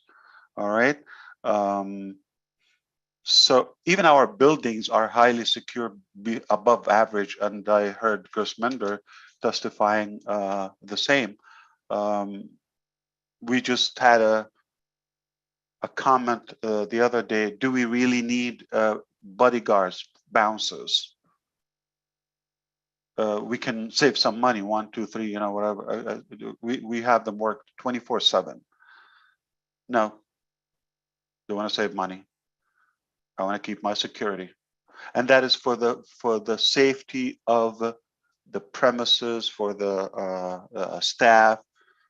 Sometimes, you know, females are walking alone to the metro station, to the parking lot garage, or to evening, night. You don't know, there's some stupid people out there. So no, we don't take chances. So if there's a way, yeah, I'm not going to look at the budget. I'm going to look at the safety. If it helps us to stay safe. So I said, answer me this.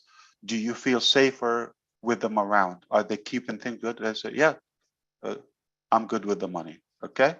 So everything, you know, you cannot just walk in. You have to, there's like cars and security.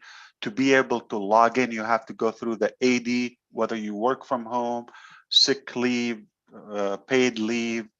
You cannot just walk into any of our development applications or any facility we have. I'm talking about virtual facility, and just start changing things. You cannot do that. All right. Everything is controlled at the highest level of security. So yeah, we have those barriers by design to make it difficult to get in and you know, taking a chance of doing the wrong thing sometimes. All right, even if we wanted to, or some would want to. So I just can go on and on and on. Like the level of work and commitment we have, budget we invest just for the sake of securing our business, our technologies and our products is enormous, untapped. And there are things obviously we cannot reveal. We try to be creative in anything we do. So there are other stuff, you know, that we keep them to ourselves. Unnecessary for the public to know our secret sauce.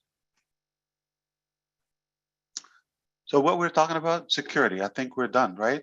I think I can tell you we couldn't work any harder, any more serious on the topic of security. If there's one more thing that we can add, make sure it will be done. Like you say it, it will be done. Okay, it's not a question. It's not if there is a tiny thing or a massive thing that we can add another layer of security, it's unquestionable. If you allow me to drink my, what is this? Synergy kombucha, raw kombucha. That's like probiotic, okay?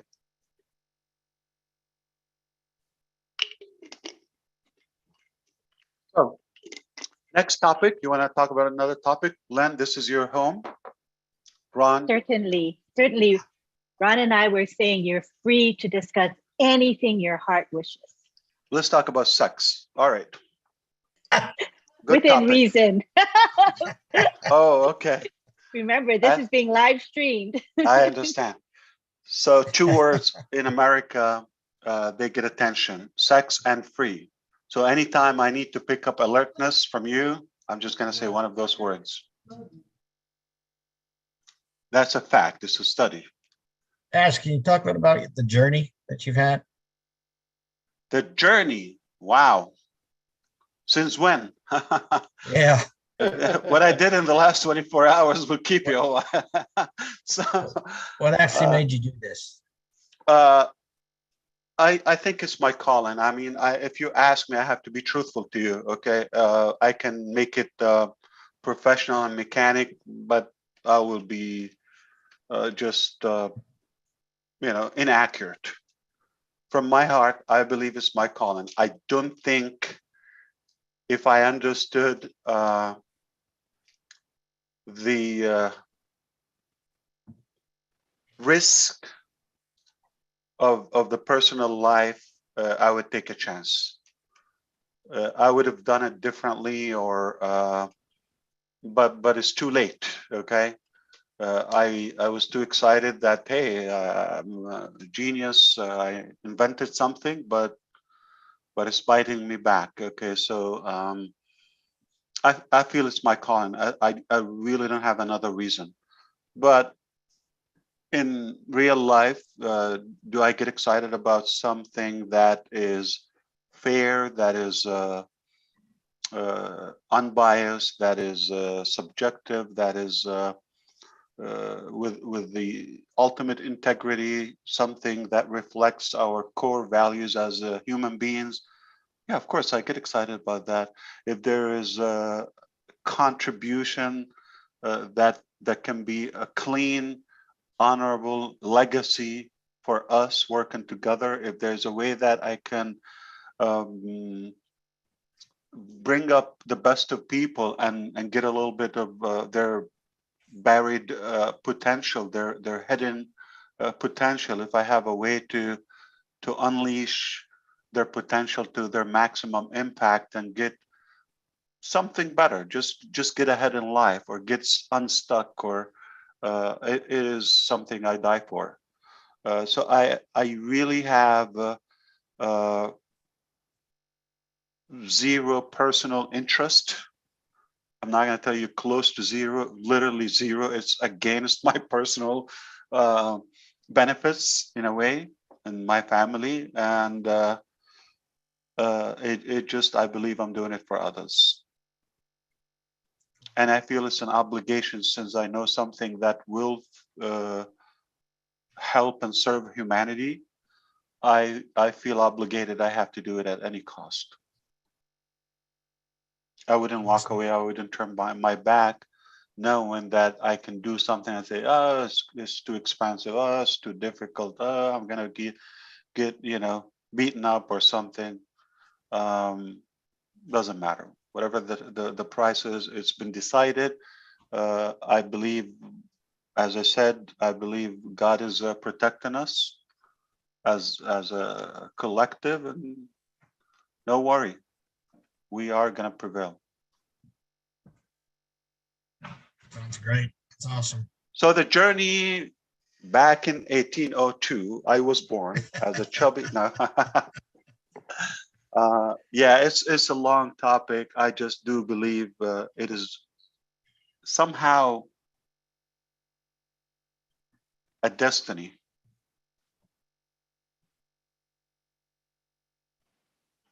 I don't have much ability to stop it. I don't.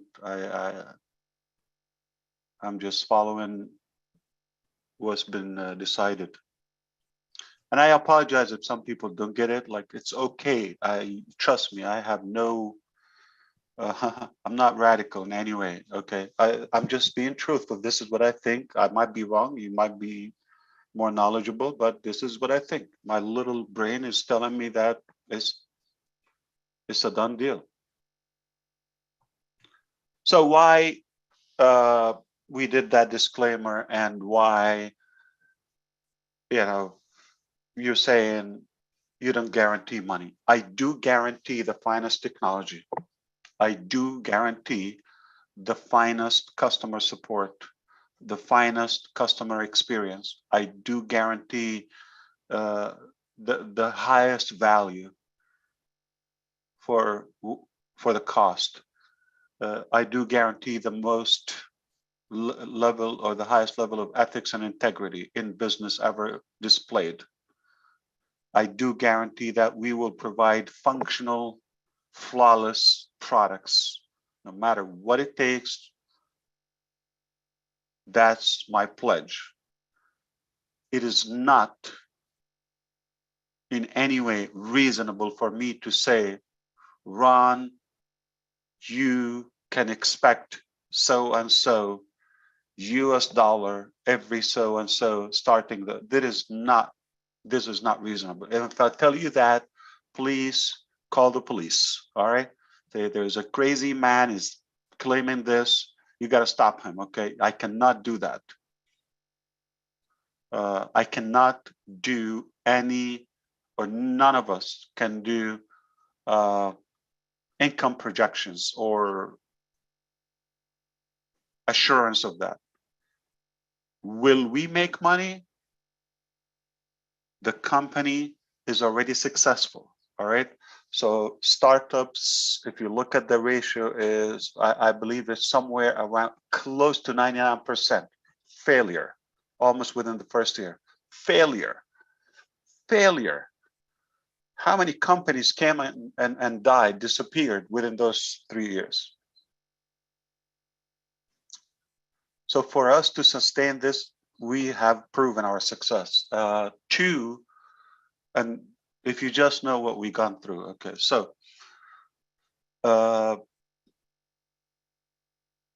most companies in their lifetime, they don't reach,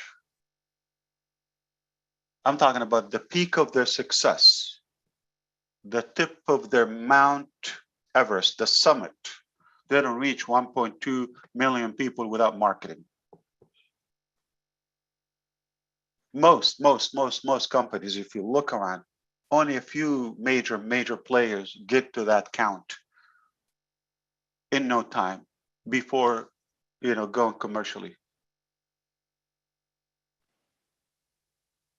So the fact that we have this many people qualified, you know, to a degree, even if you cut it in half, just to keep the cream, we are successful. That you cannot possibly screw this up. You cannot. I mean, no matter how dumb you could be, you cannot screw this up. It's forcing you to be successful. So that is a powerful thing. So we are a unicorn before it's born. Absolutely. So is that a good guarantee that you in a company is not going to see if it's going to work or not? No, it worked already. So it's a done deal.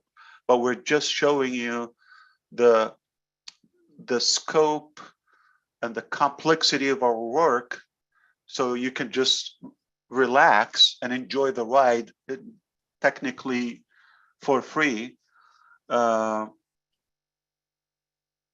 you can be positioned in a powerful way. It's happening. It will not stop. I mean, very difficult.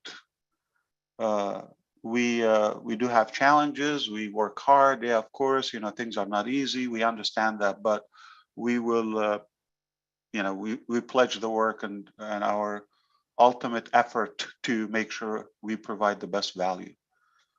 So I do pledge that ONPASSIVE is going to provide the ultimate value when it comes to business. Now, keep in mind, most of you somehow know that we have ONPASSIVE ecosystem. We've got a bunch of products out there. So we're at a position where we already have tentative timeline for roughly, say, 20 products, okay?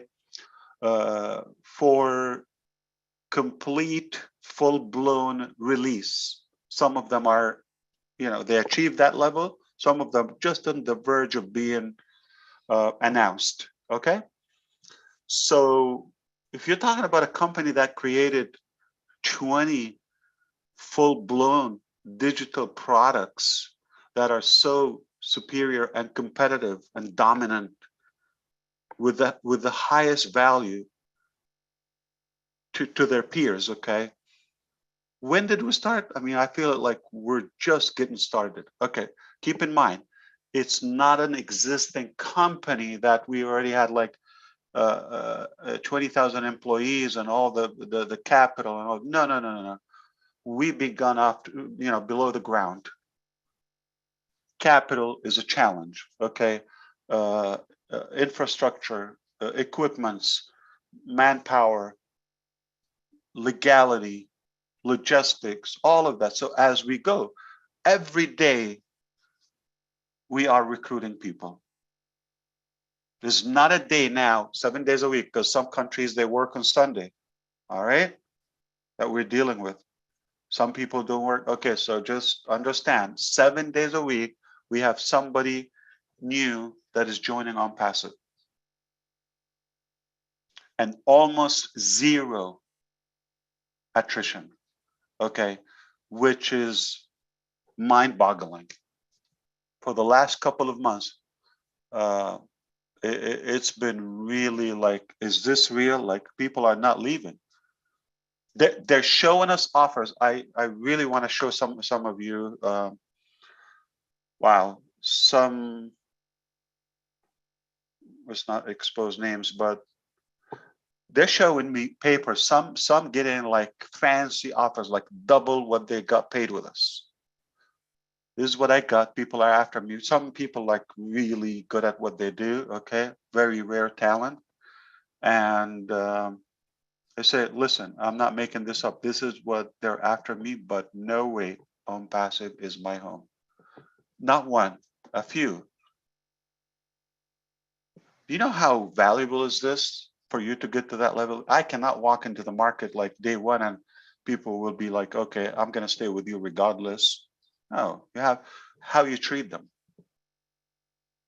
how you treat them, and how you do anything is how you do everything. And Grossmender, again, thank you for bringing that topic. I mean, it is not easy to run a business from, thousands of miles away, a different time zone, quite the opposite, around the clock, and have that connection. We're literally as a family. You don't know how much pride they take. I mean, the other day, last week, there was an incident from somebody outside of the, they try to, cause trouble. Okay,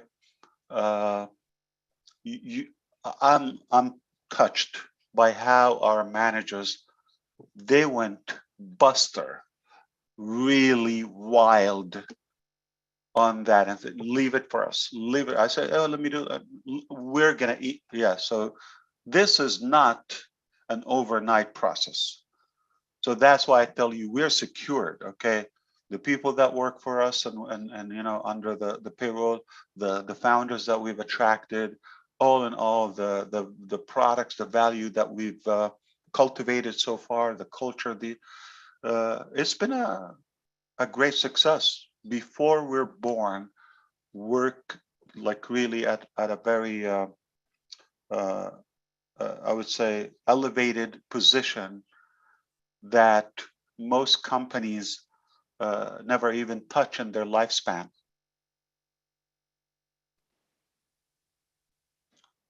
So if somebody question our success, like, is it going to work or not? It worked already. Duh. I mean, it worked already. So what else?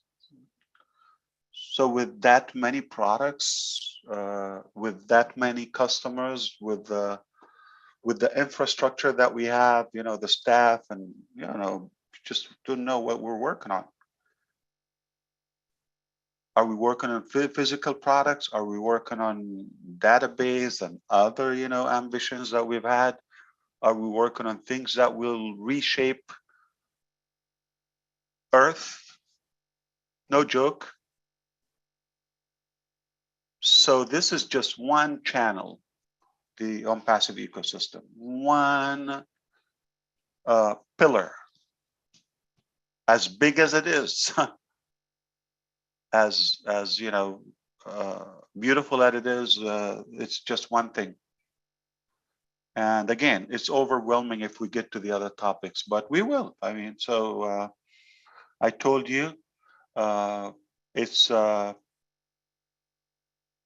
head spinning zone.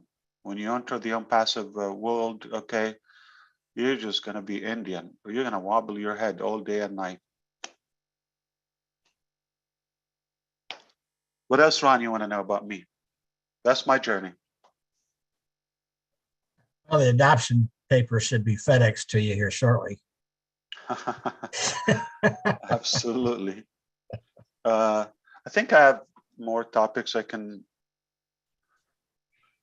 Whatever you want to talk about, Ash, we'll listen. Say it again. Whatever you would like to talk about, we will listen. All right. Security done. Why we cannot guarantee income? Because we're not. Okay, and that brings up another topic. Why you said we're not MLM? We started that way. just be, I'm not like, you're not getting a leak, okay? Or anybody is like, oh yeah, yeah. No, the spark of ONPASSIVE, the ignition was a matrix structure that quickly after going to work, we realized it's not the best approach. And we came forward and we said, listen, you came for this, but we're going to offer more. Okay. And it's going to take longer.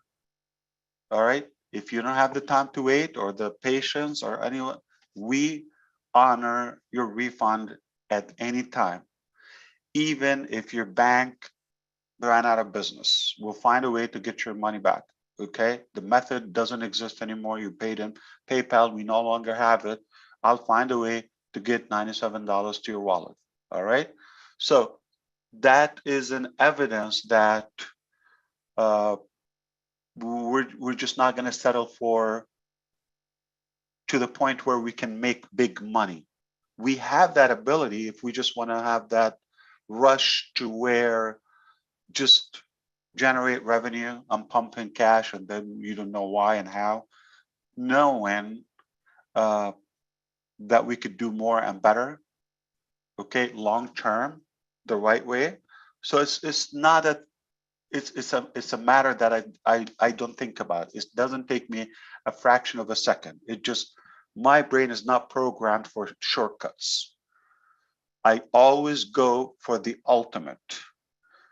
And I think I've been on earth a little bit of, that I can understand. The ultimate is always not the cheapest, fastest, easiest. The ultimate is the other way. I'm not bothered by that. At any cost, I'm more passionate and committed to the highest possible value. I understand it can be intimidating for some, and I just want a matrix. Okay, I'm sorry. So why MLM is no longer our structure? Not that bashing on MLM. That's not my judgment. It's just not us. Okay, MLM is a different structure. You just have different layers and this and that. You make this much money on this. We're different. We're customer based, incredible products. We shouldn't fall under that category because the value is enormous. And the pay structure is undefined because of rationality. It is easy for us to come and say, you're going to make $1 trillion, but is it accurate? That's not right. We have to do the right thing and respect our intelligence and conscience. Okay, it is not possible that I can tell you the price point for the ONPASSIVE products at the moment. Do we have ideas? Do we want to know? Yes. Are you going to know? Yes. You're not going to be pushed into something. We don't have a definitive, pay structure, but this is the frame. Okay. The frame is we have incredible value, that it has overhead cost. You know what it is because we're a real company. We have doors, brick and mortars, places. We have equipments. We have not one bill a day, dozens of invoices we pay every day. Every day. So it's a real business with a real, activities that we cannot project at the moment what would be the commission level. Whatever we cover, all those expenses, including the traffic we provide, including the marketing, including that we're doing the work. And the intellectual property, the inventions, the struggle, all of that, you're free of that. We give you the end results. We give you unmatched products and values. And at the same time, it's so simple. So simple. Company will keep a cut, not a secret. Okay. I'm going to say, oh, no, we don't want to take anything. No, we're going to take a good slice. ONPASSIVE has to be financially strong, sustainable from a business perspective. And thank God that decision is not up to me, because if it's up to me, we'll bankrupt. I just like give away things that are like, oh, we don't have any more money. Okay, so it's good when you hire people that are smarter than you. So, but we have to be realistic. There is some dues that we have to pay, okay, to cover the expense. Company has to keep a nice cut, not the most, enough to continue thriving. The company's going up, you're within the company, you're going up. Company goes down, you're down with it. You want your company to be financially stable, concrete. That's not, okay. The remaining balance is for the commission structure. There's plenty of market value at stake. So a fraction of the action, if you're talking about a couple billion here and there, you know, even if we just sum it up, it's plenty of money. So those who are engaged, they have a good potential opportunity like never before. That I don't think anybody will give you that opportunity. Now, there's a, you know, I would say a portion will go by the company and by the people in the company to Obless. Not to Obless as Obless, we're just the platform, all right? We're the vehicle, but everything goes out to where it should go. So everything we're doing is going to have a good impact on our human resources, employees everywhere, our leaders, our founders, our resellers, our, you know, customers, even guest customers, I mean, trial takers, will have a good value just by coming to us. Free education, some, you know, good free tools that are valuable, and the impact on Earth and humanity, because we're within a bigger cause due to the ONPASSIVE character and principles.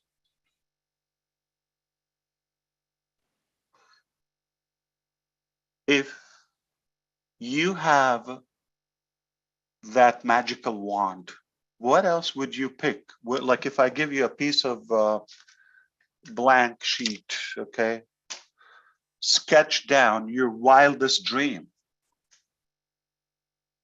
and the ultimate business model that you want to have, what else would you add?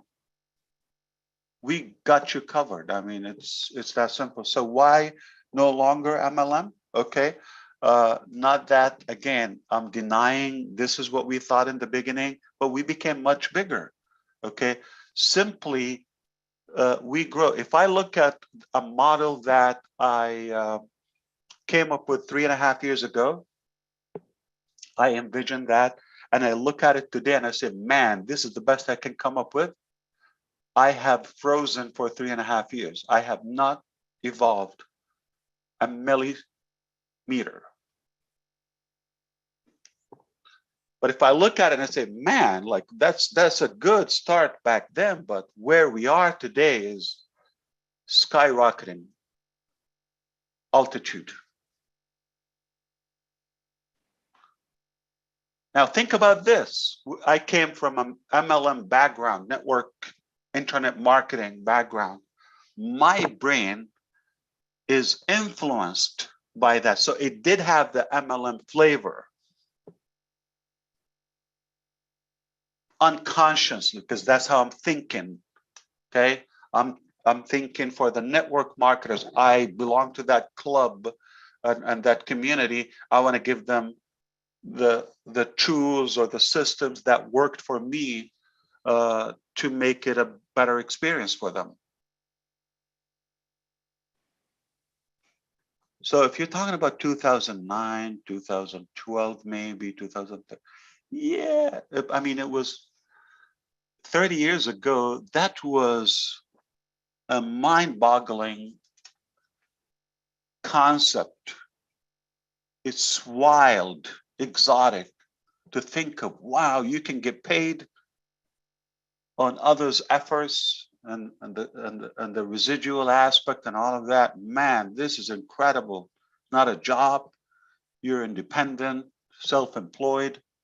It's very appealing, very sexy, very sexy. Okay, but 2022, we have options.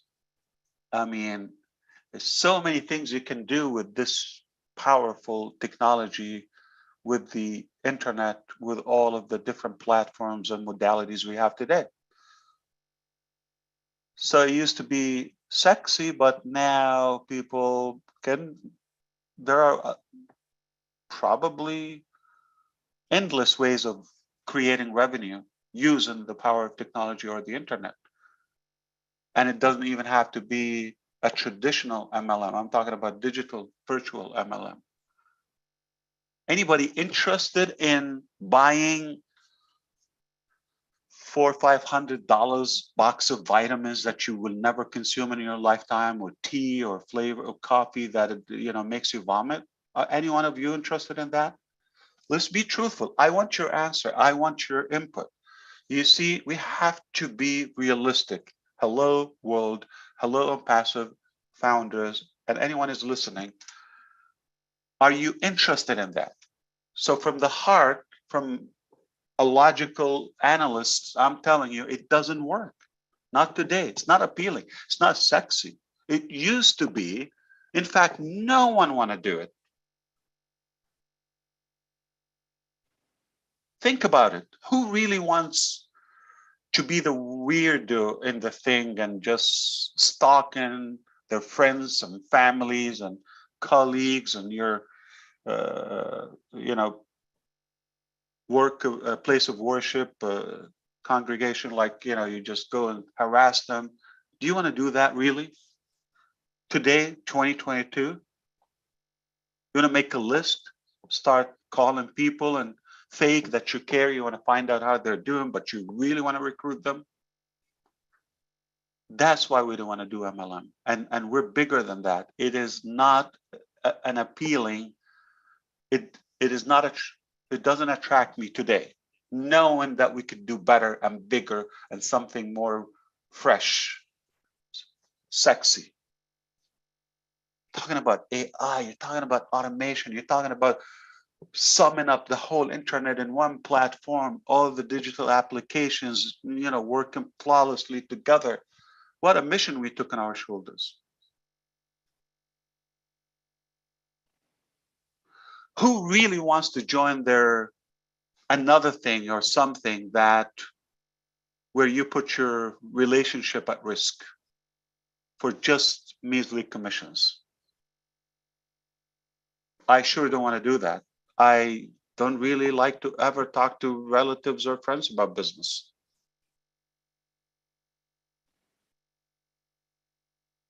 You see, back in the days, MLM it kind of had like a sex appeal to it. There's no other competition. It's like incredible. Like, that's a good way to create revenue in a appealing way on papers. But today, there are tons of options to create that extra income and replacement to their traditional income, if you wish, as a job. There's Amazon, there's Shopify, there is, high ticket sales and affiliate marketing and freelancing, and you can be your own agency and publication. We just talked about YouTube the other day. It's a whole world. Being an influencer instantly, and a ton of other options.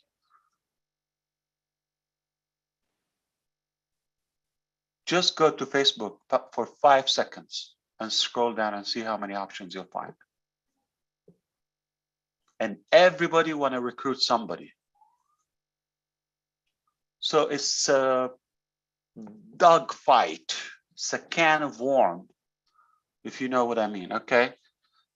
Not appealing to me. Genuinely, I don't think it's the best we could do. Not that I didn't believe it would work back then. If I evolved and the business that we're in to think we can do bigger, better, higher, more sustainable, more appealing, a model that would work for everybody, that doesn't require them to chase their buddies, would we do that or not? Have no need to ship stuff or consume or swallow or, lotions and potions, and not against that, but the truth is not going to work. It's not scalable. It's not sustainable. Okay. It's just not that appealing anymore. So if people don't want to do it, here's where I need your attention. Do we agree now at this point until now that most people really don't want to do it?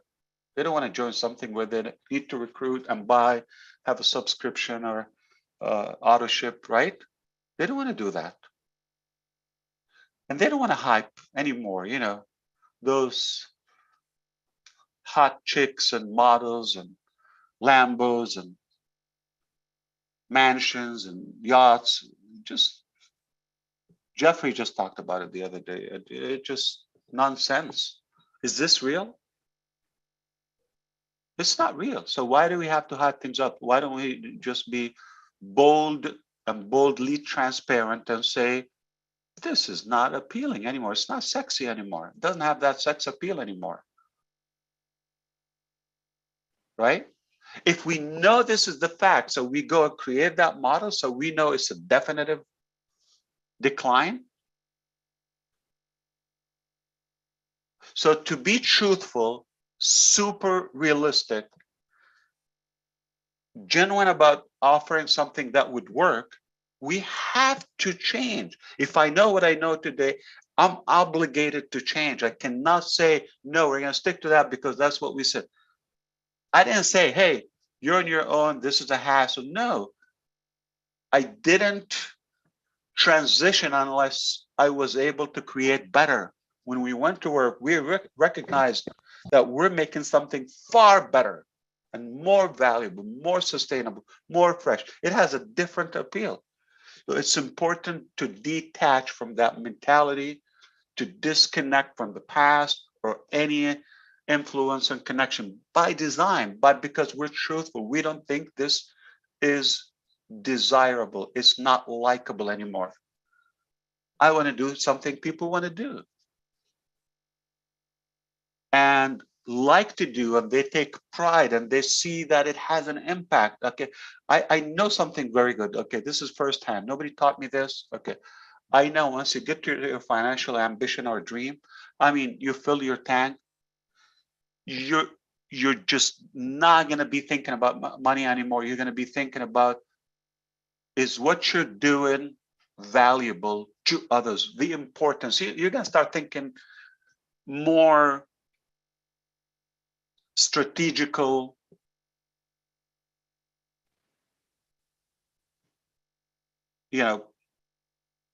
ways in your life, and more the foundation of your human well-being. It just will move to a direction. It will take you to where, what am I doing here? And am I any valuable? Is this the best I can do? Because you're going to get to that point regardless. Now, I'm not giving you that. I'm just probably being a tool. But I do believe there's enough wealth that we can have a smart business where everybody's fulfilled financially, then they can extend their hand outside their personal needs, where we enable humanity. So I do think, no, bashing or anything about MLM. It's just not what we are. That's why we've transitioned into something much larger, more realistic, more sustainable, that will work without you harassing anyone, without recruiting, without it. Just, we have created products with high demand, so simple, okay? And we have potentially a good revenue that will be distributed fairly without depending on how many did you recruit? Did you recruit? Well, this is what you have to say on the phone. This is what you tell them. This is how you trick them. This is how you pull their leg. We didn't want to do that. The methodology of building your business, it has to be something that you want, you enjoy. Okay, it shouldn't be something that will scare you or stress you out or get you nervous, right? There's so many good ways we can create value. Like, we can sell physical products, we can invent things. Thankfully, we have that ability. We have that choice in our life. Okay, so there's a lot of competition also if you want to go that direction, because technically the same people in the domain of multi-level marketing and network marketing, but they're just kind of being blended, circulated in different networks. The same people, you find them in A, and next month they're going to go to the next one. Doesn't work for them. They go. It's just technically the same community. They could, but their excitement is fading away. It's not like, okay, you get into the market and you get more excited. No, you always have to downgrade your expectations. You come in like, man, look at this. If I do this and get 75 people, and next year I do this and they do that, and everybody gets 75, and you do the math, I'm going to be a billionaire. Good. It never happened. Or if it happened occasionally, periodically for a few people, but it doesn't work all the time. You understand? I'm just being so transparent with you. If this model works, it would be much easier. Just put a matrix and go, like, open it tomorrow, right? It is not the best we can do. I'm just telling you. And we will get a certificate. Don't worry, we get a license. This is how it is. It's legally, it's not like you're allowed, not allowed, but you just have to do it their way. The governments by law. So if you're complying, if you comply by the law, you're fine. Okay. As long as you're doing the right things, you're delivering, whether it's products or income, you're not violating, you're not misleading. Okay, but I truthfully believe that what we have is far, far more powerful than any MLM model. It's so ahead of the game. You don't see it all, but I just hope that you understand it is for our sustainability and well-being. I don't know if I lost you. I wasn't looking at the screen. Okay. So that's my, humble belief. And if you have a different view, I would respect to listen to it. I can talk to you. I'm not going to argue with you. You probably have a different perspective, but I truly believe from my heart that this is not the most attractive model anymore.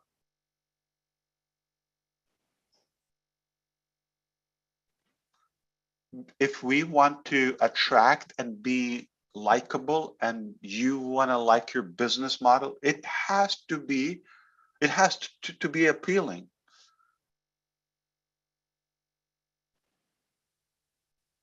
How long can we run if you're just like, oh, I have to do this and that? So I don't want those who think, I don't care about the products, I just want to make this much money. I'm sorry, this is not what we're doing here. We're providing products and values, okay? And just the use of those, it's already a bargain, whether it's the saving aspect or how you can utilize them to create many revenues to market your own business. So the concept of the initial ONPASSIVE is still there to market other businesses and as a digital marketing platform. No, it's not only there, it is skyrocketing now because you have many ways to market and promote your offers.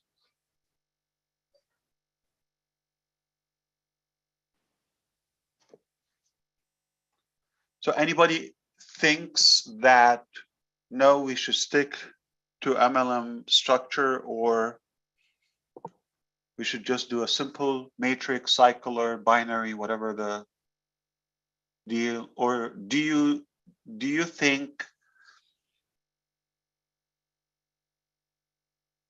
it is more rational the way I just discussed with you, that things have changed, okay, especially the last 5-10 years, completely, okay?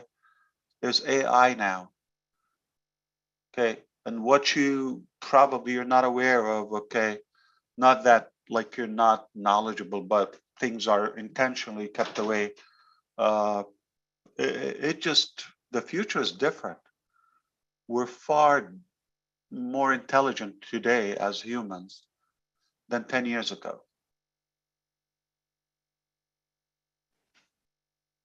So if we can have something that will somehow eliminate the cause of all wars and catastrophes on the planet.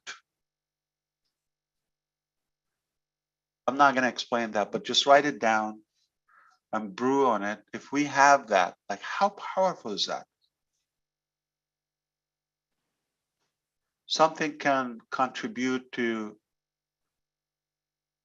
the planet, to our safety, to our ability, to our progress, removing the reasons of fight and war and all those, devastating situations. Pick up those who are falling behind and they deserve better. Have more equalization.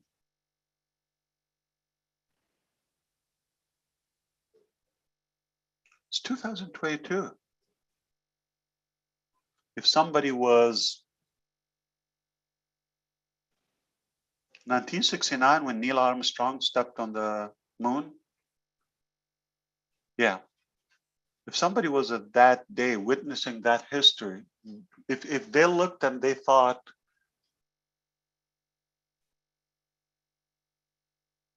we would still be here in 2022, that is discouraging. When they had that, when they had the first airplane, the Wright brothers in the 20s, say, beginning of the previous century, if somebody was living that era and they're looking at the future, what would our planet look like? Yeah, they probably didn't expect the social media and cell phones and all of that. Like, that would have been delusional. Like, you're going to hold something in your pocket and talk to people on the other side of the world. No, that's like, you're insane. Okay. But to have not progressed beyond that for about 100 years or half a century on the moon topic,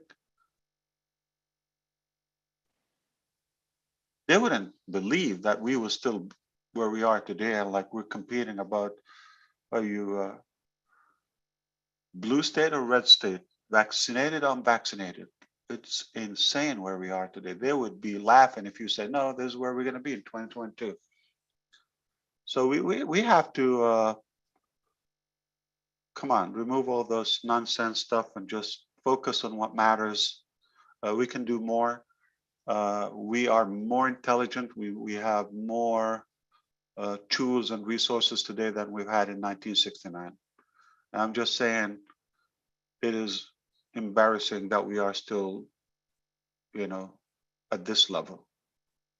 But there's war because of some influence, and there's another war because of oil, and another, this and that, and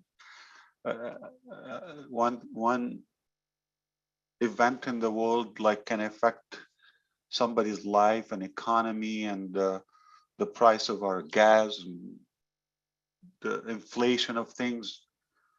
Nothing is secure in terms of the real world. So we have to go just look above and move to a higher purpose. That's what I'm saying. So I do believe what we're doing in ONPASSIVE is impactful, and it cannot be MLM. That's my true belief. If anybody, please speak up. And I know it's open for, if you do believe that, I want to listen to it. I'm just interested to have a sense of us being on the same page. It's important. We have to be respectful. I don't want you to be thinking differently or expecting something. That I'm obligated to give you the truth. This is what I think as of now, today. And I told you what I thought 3 years ago. Could it be more like you could see Panama through me? I don't know. Crystal clear. All right, please somebody else talk, because I feel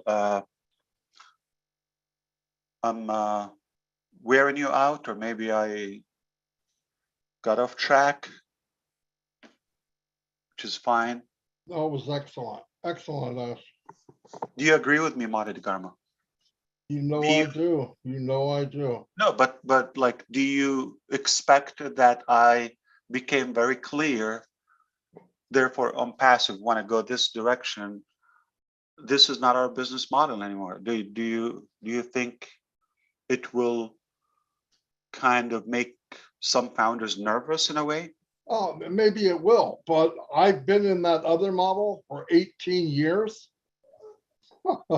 And where do you live? Same place, right? Yeah, same place. And I've been through hundreds of them, and always the best thing that ever happened. And it didn't change your zip code. It didn't give you your dream. It didn't. And that's no, it gave me a nightmares instead of dreams. Let me tell you. So here's the thing. Do you think the community of that industry are excited about the model anymore? Because you know the definition of insanity. Yeah, doing the same thing you've always done and expect a different. So we're going to do it another 18 years, and we're going to think, exactly. Marty DeGarmo, when you're going to be exactly 80, right? You're going to be 80. Yeah. In 18 years. I was throwing in the towel in 2019. I was ready to walk away from MLM. I didn't like the idea that you gave up the con. Yeah. Yeah, I was done. And then here comes ONPASSIVE, which I do not believe it was an accident. I believe the same as you. It happened, and I said, wow, this is too good to be true. And it is too good to be true, but it's true. So I'm happy where I am. I wouldn't want to be anywhere else. And by the way, I know guys that other people might think are happy in MLM. They're not happy. Tell me, I'm telling you, they don't know anything else. That's the only reason. They don't know anything else, but they're not happy. I've had friends that you think, oh, they're making all kinds of money. Talked to a guy the other day, he's losing his home. But look at it this way, brother. There's some are happy selfishly. What about those people who brought in the reason they're making some is because they at the expense of someone else, right? Yeah, they could pile up more. That's someone else. Quicker. Are they happy? They quit. Yeah, that's all. Is it fair? No, it's not fair. Is it fair? So should we trust someone's morality when they're just looking out for themselves? Absolutely not. And that's exactly how it works. Can you shovel quicker than the dirt falls in the hole? And all Yeah. you are in the MLM is dirt. If they can shovel, and as soon as they stop shoveling, the hole slowly fills back up. I don't care who you are. I don't care who you are. Once in a while, you get a one-hit wonder. Ask them to do it again. Ask them to do it one more time. It doesn't happen. I don't care who it is. You go, they're lying. It does not happen. I can tell you, if it was an MLM, I wouldn't be here. And think about it this way, Ron, like the fact, I'm not talking about ONPASSIVE now, the fact, if we view the products on most of those programs, they're not companies, in fact, okay. Somehow I believe the product is a made up thing just to fill in the blank, okay, that we do have something, whether it's an ebook or a white labeled pill or cream or something. But is it a genuine, valuable product with a high demand? Is it really solving an issue? Can you live without it? Would your life be better with it or without it? Just mostly is just a made up product. If there's a product, that I'm assuming in a good case, yeah. Can't remember one. I can't remember one product that I used after I left that MLM. So if it was that great, wouldn't I still be using it? Yeah, like for example, recently I got a pitch about something, travel.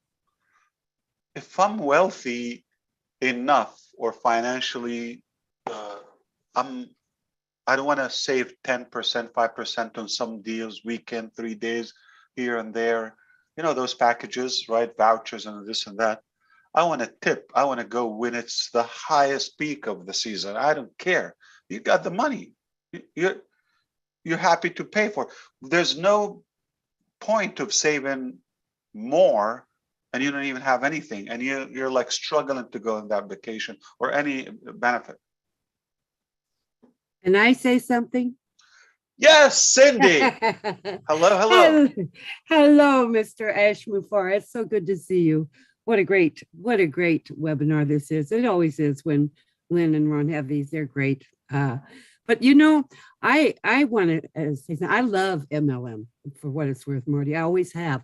I've loved helping people. And when I first looked at this, and it was back when we really got started, you know, when you were just getting started and had the original concept, Ash, and I loved the concept you had. And the reason I loved it, where I also ran into a lot of flack in trying to bring in leaders, was because the concept was always about sharing the wealth here. And that if we as a sponsor brought someone in and they fell down into our matrix, so to speak, those people that they fell under would earn the same as the sponsor would. Well, as you know, in most MLMs, the sponsor makes the big bucks and then all the little guys get the little bucks. So I like the part that we were sharing equally, you know, that we were all going to share and help each other.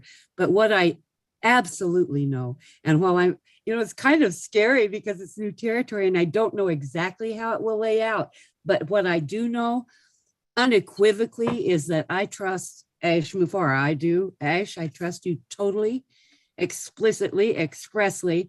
And if you say it's going to be better for more people, and, you know, I say I am 1000%, because there are the little guys that their biggest fear was bringing in people and in the company. I'll tell you why it's going to be better, Cindy, because you're talking about, okay, 1.2 million people so far. It will be 1.2 billion.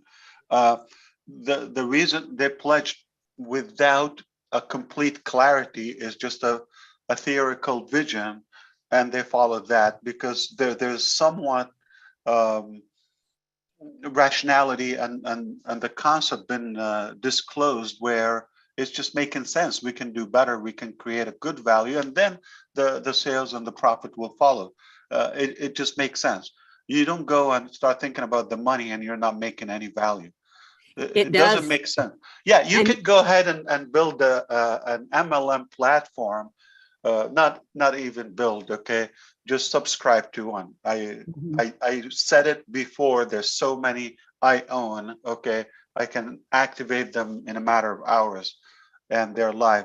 That's MLM. But where's the value? Where's the product aspect of it? Now, if we look at the current values, here's the thing. The market cap of any given product. Give me an example, anything, you know, the crazy panda that they're driving us crazy with it, or whatever token, like, where is the value? What's the market cap? What's the competition? If it's something that you have to force people to make a decision to get it, it is not going that far in terms of market cap, and it will be limited. Okay, even if I was assuming it's a genuine product, but in most cases, it's not even a genuine product. It's a made-up product. So here's the thing.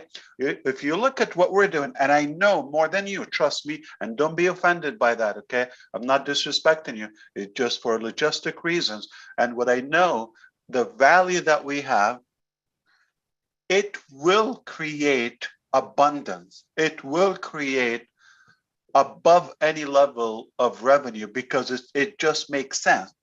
Something that is better than what's available, superior, cleaner, more ethical, more fair, much, much cheaper, inexpensive.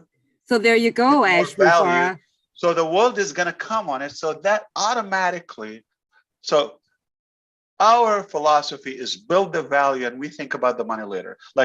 Like those kids fighting, who's going to sit next to their parent, next to the driver, when the parents were just saying, oh, one day, hopefully we'll buy a car. They're just dreaming to buy a car, and they're fighting who's going to sit where. They don't even have a car. Let's get the car, and no matter where you sit, it's going to be a car. I don't know if you follow me.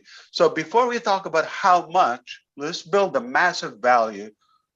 Once you're in it, it's winning no matter what. But if we don't build that value, there's nothing to talk about. Why are we talking about money? We don't even have much value, or it's like a short thread that's just going to be broken anytime. And nothing more devastating in our life, just reliving that nightmare. Why? Another reason, Ron, with all the respect, like why I was motivated, that I couldn't see myself doing anything else. I couldn't. I was up to here, fed up. Enough is enough. I just said I would do this or die. There's nothing I can do in my life. This is the only thing I can do. So the value that we have, it's just a done deal in terms of making money.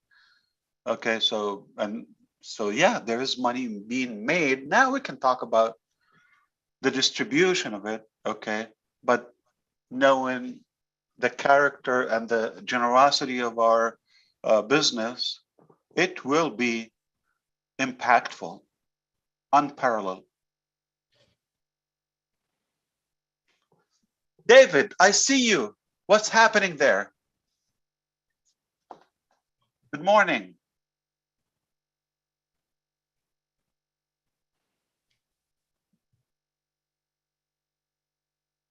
David, we can't hear you.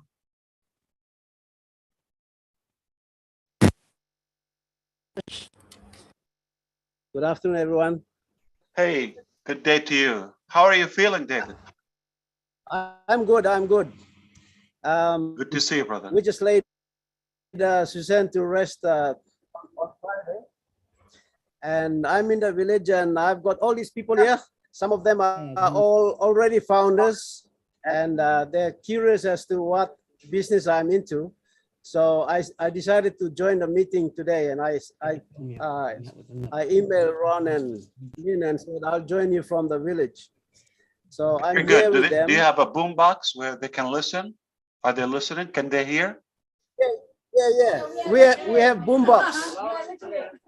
We have well, a hello, boom box. Papua New Guinea. We just want to say hello to you, and you are so in it to win it.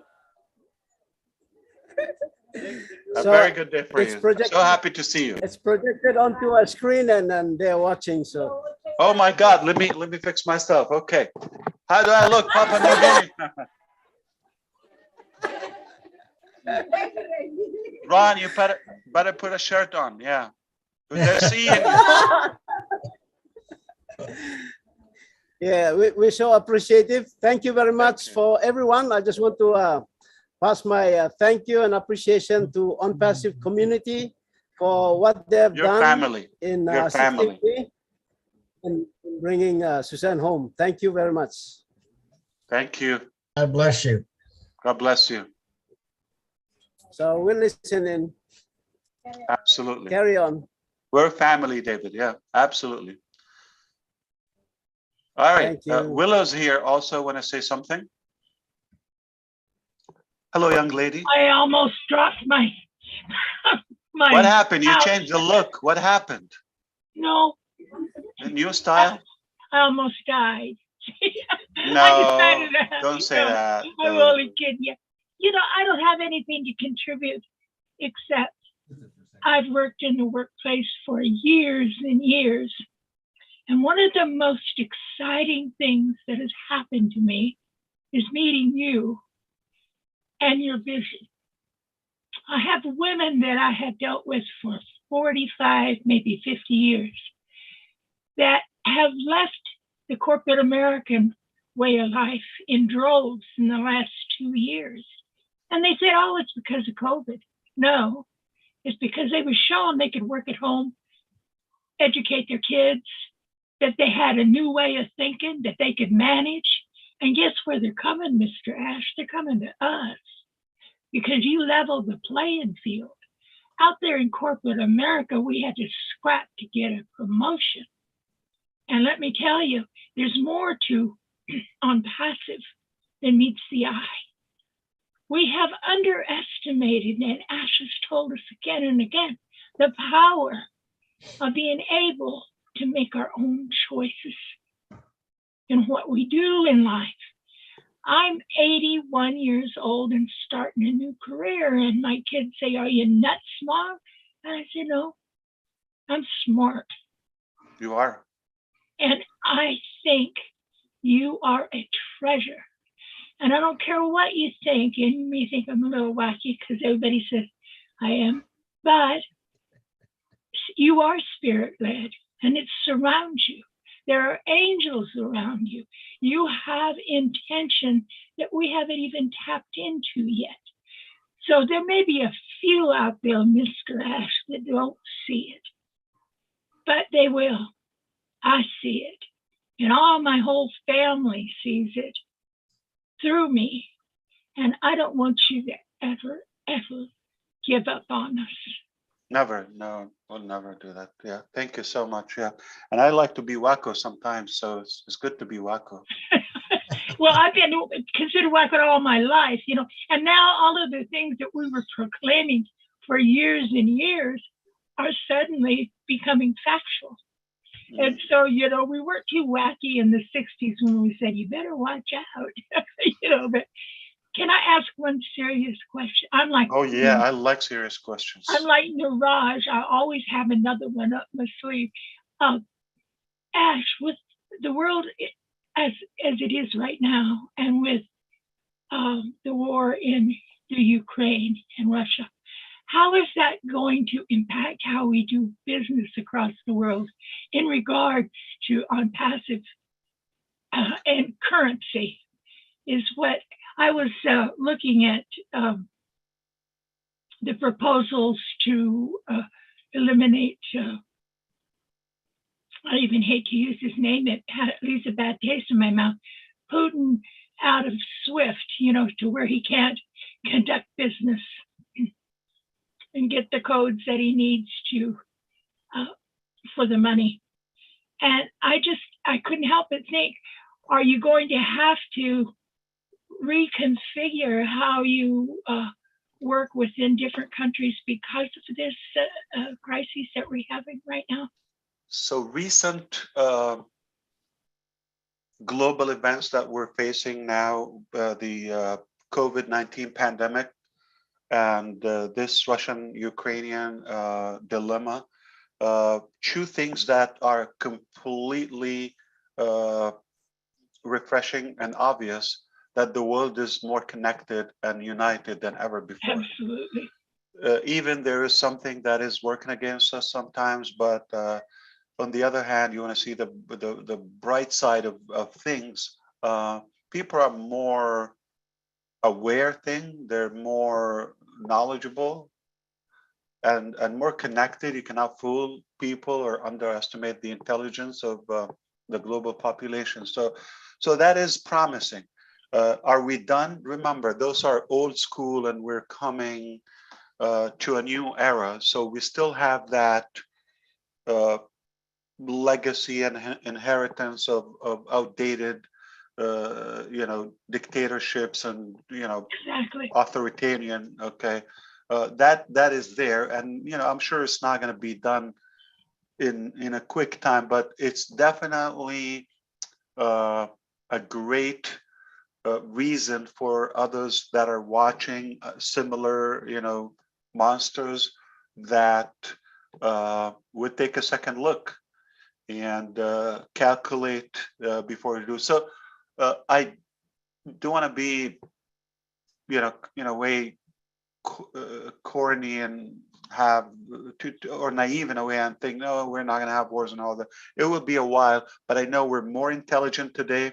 I know we have more tools and more resources. I know people are more understanding other cultures and above and beyond the race and the language and religion, nationality. We're more connected and closer, and those differences are slightly fading away, not very dramatic.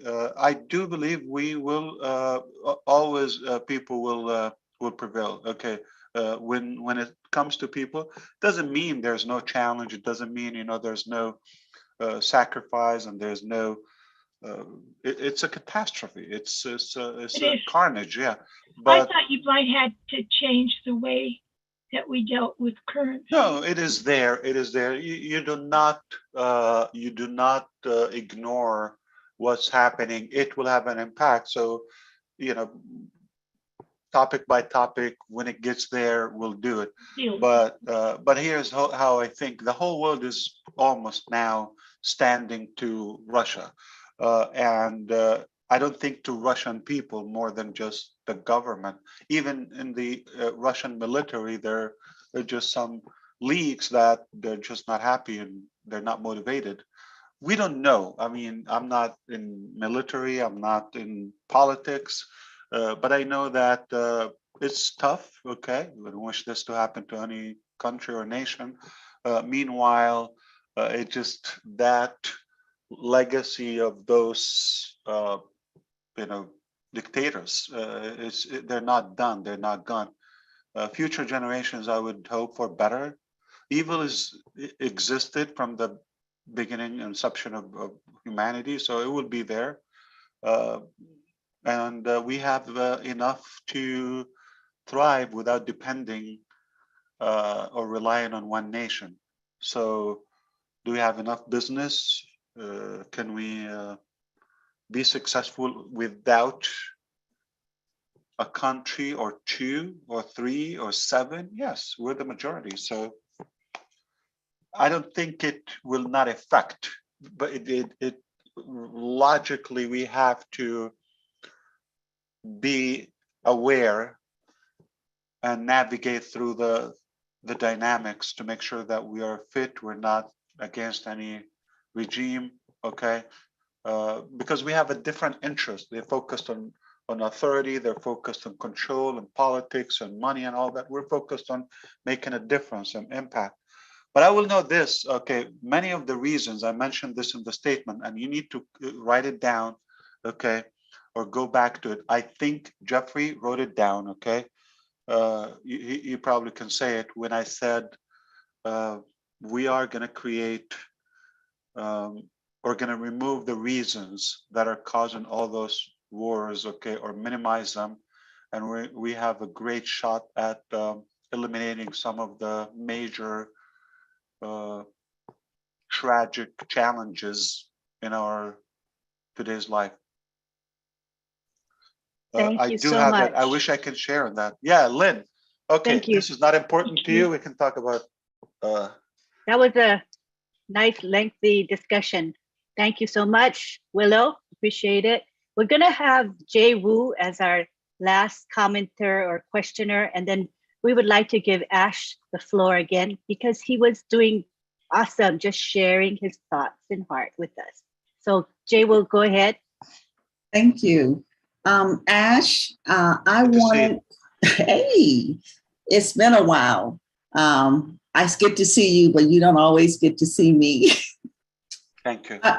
I wanted to address your question to the audience about the position you're taking now, where we stand today in technology, as opposed to where we were at the beginning in 1969, the early 70s, when internet technology took off. I was there then, and I didn't enter the marketing arena until COVID started. Actually, I had left internet technology for quite a while. In the 1 year that I was with the guru learning the marketing aspect of the internet, because of the circumstance I found myself in, cut off from, in income, et cetera, I was looking quick to find a way to make some income. I'm pleased that I did because it allowed me to understand ONPASSIVE when I came in 10 months ago. So having tasted a little bit of the things that Marty often mentions, the funnels and responders, et cetera, it allowed me to have a vocabulary and a little bit of experience into all those things. So definitely at this point in the game, being able to build a better mousetrap, just using the expression, not that we're trying to catch any mice, but really your vision to be able to meditate, think, get input, and look around at what you had to work with and build something better. Not only just because you can build something better, but with a higher purpose. It's for you personally. I remember one session when you said, somebody said, "Oh, you're so generous and loving." You said, "No, I'm selfish." And I get that. If you don't do what's for you and what makes you happy, you can't make anyone else happy. And the fact that you were able to do it in a way that brought benefit to yourself, to your family, and then to others that work with you, those that you want to benefit, the mousetrap or the thing that you've created called ONPASSIVE, what you've interwoven into it as far as legitimacy, the desire to do what's right, to have principles, etc., is why there's no ceiling, why there's no cap. And if you protect that, if you protect the food that feeds the engine, no, there is no cap. And it is no longer about how much money you'll make, because everybody gets to be happy doing what they want to do. And you allow for that too. You want to have a business? I'll give you a business. What I'm doing, you can do too.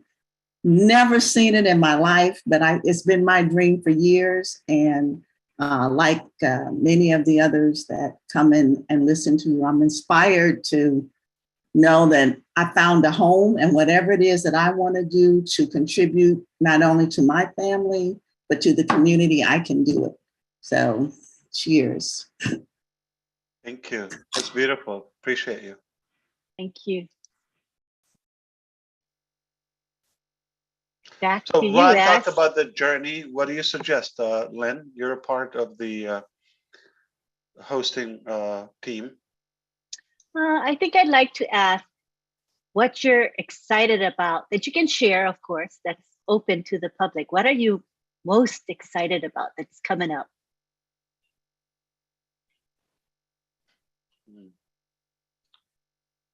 Bad.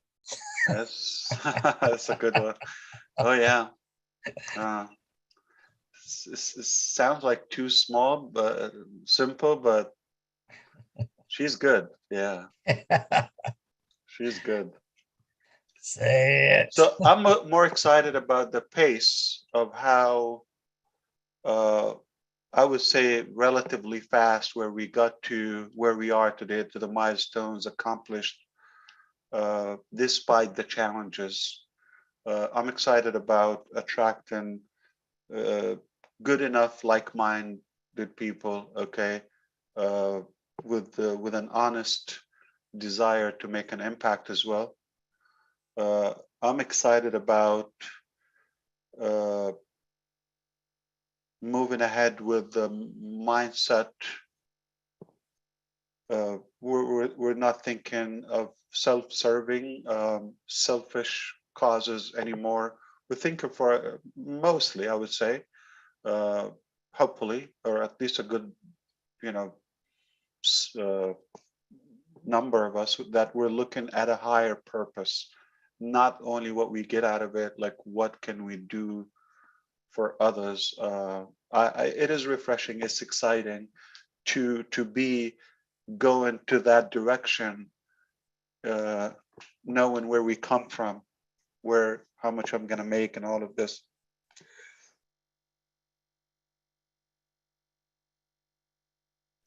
I hope I was able to mute myself. Did I? That was excellent. You did that quick. Time? Yeah. Perfect timing. That was Because amazing. this mic would have exploded. I haven't sneezed in a while. What's happening? Somebody smells stinking. I don't know who. Okay. Yeah. Yeah. Maybe I'm excited about the fact that we were able to initiate other super milestones, much bigger than the digital ONPASSIVE, much sooner than initially dreamed of. I'm excited about that we already have, like we're going into a stage where we already have the customer base, that we're a good player. We can dictate the rules of engagement in a way. So it's powerful. So everything is looking good. The excitement is based on some realistic, facts. Personally, I envision a world with no starvation, no dirty water,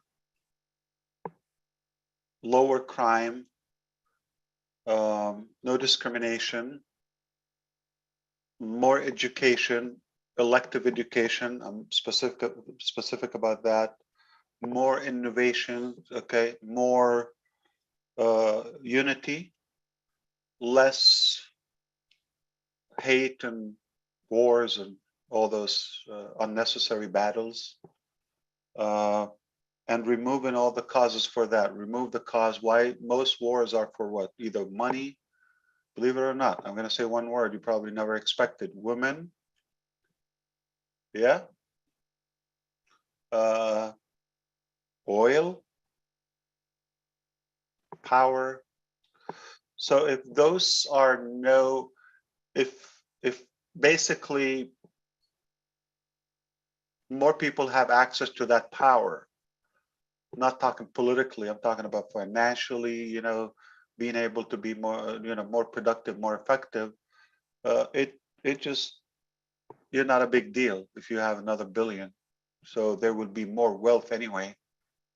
So that is not news anymore. So I do believe, we're going to have more tools that we can have a longer longevity, like lifespan, defeat some of the major diseases that we know until now. I do believe we're going to have incredible ventures, whether on the space place or electrical car, sustainable energy, 3D printing, more AI, more digital currency, united, faster, cleaner. we have a long way to go. Don't underestimate that. But I'm very optimistic about the future and the generations that they're far more intelligent and capable of reaching more than our grandparents that they just had to fight for the food of the day.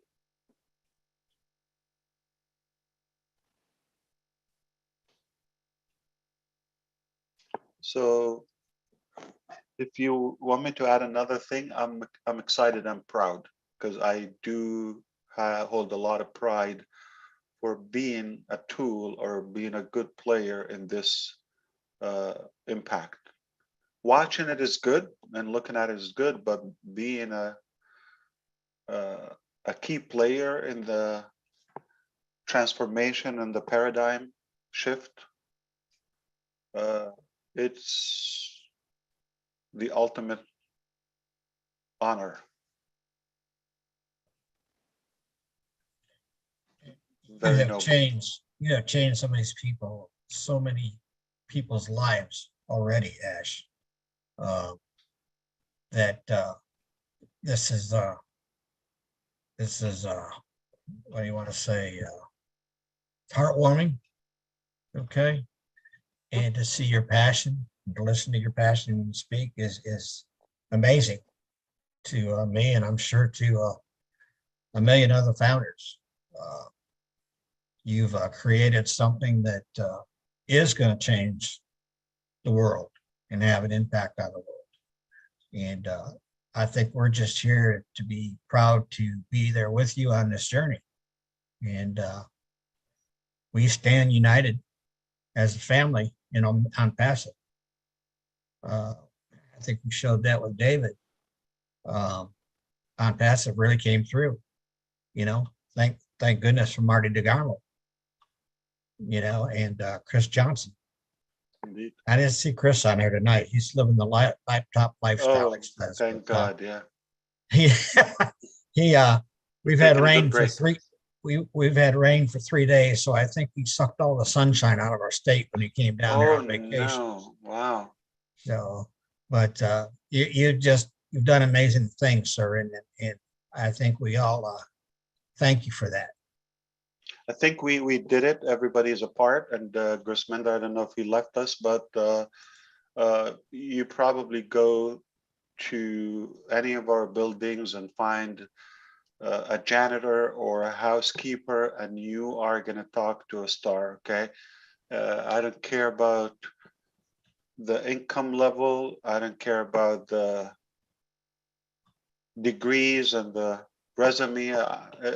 Everybody is a human, okay, and they just deserve the respect and noble treatment, exactly like we want to be treated. So evil exists. We're not naive. It's a challenge. In fact, I wish we are completely free just to focus on productivity and making things happen without any resistance. The problem is, sadly, in today's life, we still have that, but I don't think this will be as a blocker moving forward. It just a hiccup. Yeah, you're not going to die from it. Just a hiccup, but we'll extract it.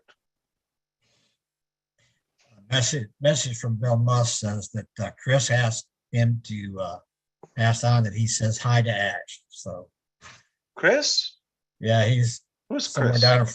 He's probably still drinking over on the beach. That's beautiful. We do miss him, and I think he's one of the brothers. I'm extremely proud of him. How quickly he evolved.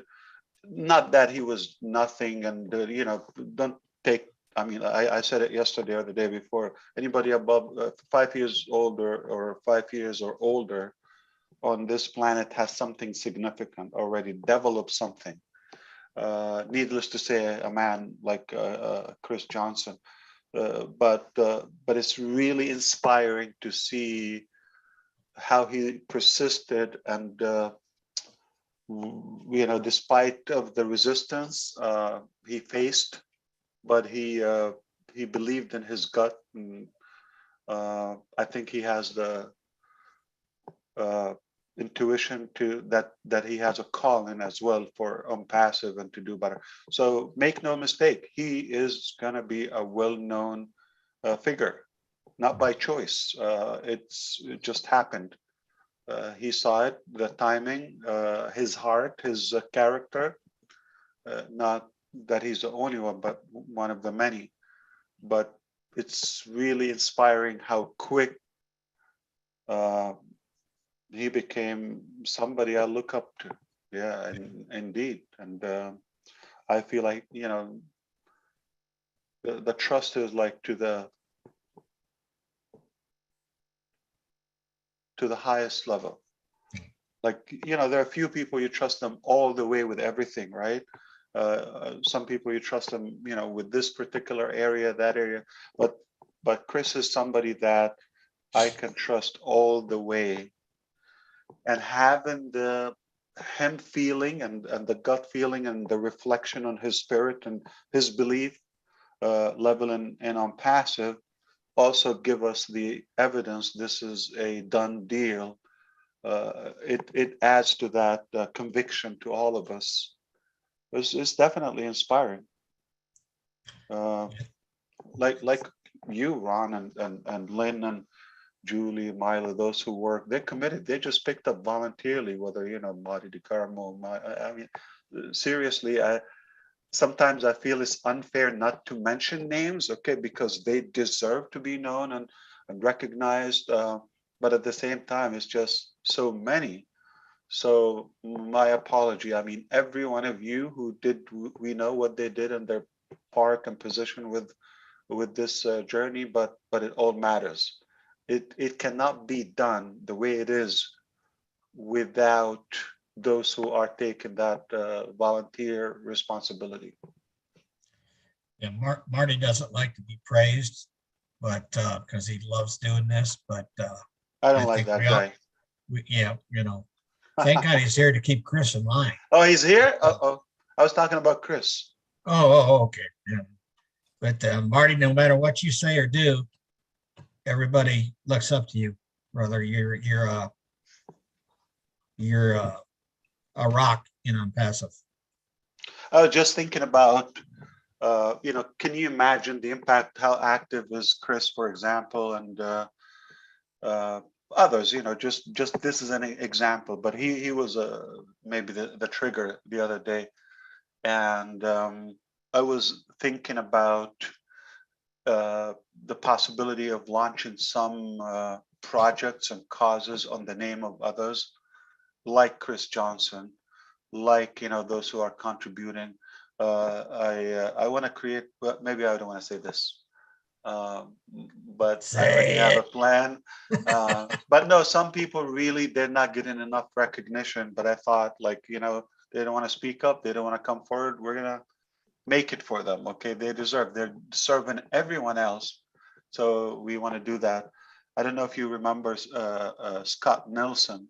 So one of the things I want to put something in his name, you know, as a permanent legacy. I know what he would like to see, and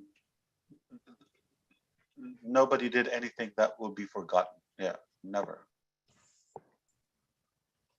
I wish to talk about two topics, but I'm not sure when can we do that. I see that right Julie now. here. Go ahead. Peter, no, but they're broad, okay, and we can go on, and I really have things to go to do, okay, even, yeah, but whatever you have time for. But let's put the topic and see what we can do and how we can finalize them. Topic one is I want to just address the O network structure. I really have that pending. The team is on hold to get a definitive decision from us. I actually wanted to do that, but I said, let me try to talk to the founders, and I'm now talking publicly, to get more feedback and more opinion on the topic. So the O network, simply, if we so that it can be more effective and we connect more and have more content and more knowledge shared, and I would like to be there, share like before, have some, those who can speak up. It's an incredible forum that we can utilize. So for example, like, should we allow everybody to share, no share? So for example, like, we want to vote on that. Two, should we limit the numbers of posts, so somebody like clicking the same thing 20 times a minute? Okay, should we limit per hour, per day? We can program all of that. And therefore, the last item is, should we have the admin, we can monitor that, and any nonsense, just delete it? Or should we have a vote where it's disliked, and any ratio of dislike, okay, then it automatically will disappear. It will remove it, coded. So let's say something that has 50 dislikes and 3 likes, it will go. Example, I'm just giving you the number. Something has 1,000 likes, but 10 dislike, that is okay. So do you have any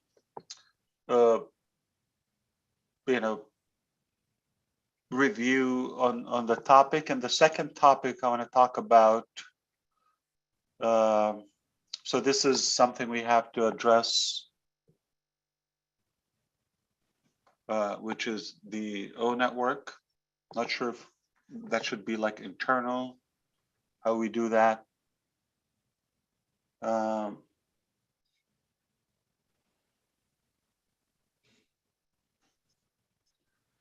Actually, there are a few more things, but I'm not sure if they should be. They cannot be addressed public. Like the O leaders, we want to define something that we can move on flawlessly.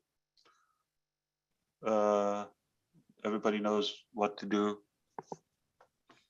That's something in my mind. How do you think we can discuss those? I think we could do it on a founders only roundtable. Don't you? Better. Yeah, sure. Yeah, you can definitely take a poll if you did it on the founders only webinar. Yeah, there would be features. We do have an email. We can give people about 24 hours to vote, to send the suggestions or vote on it. That would be my suggestions. And we do have an email that we used before, so we just have everyone kind of just put their vote on it. We put the list of your wish of what you, or not only your wish, but some of the things that you have mentioned, and we'll just have people vote on it and give them 24 hours.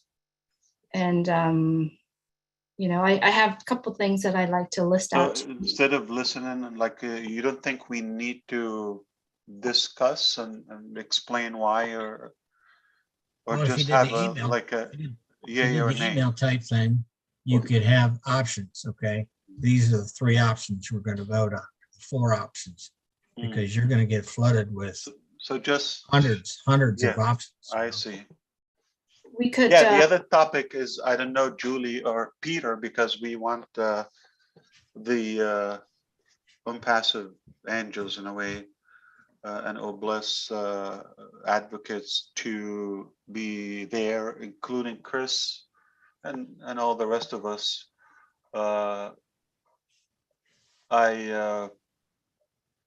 I've been working or striving very aggressively and hard on the topic of the homelessness since Michigan meeting, and it was just like, I had some thoughts and I discussed it with the founders there, but it was just raw, initial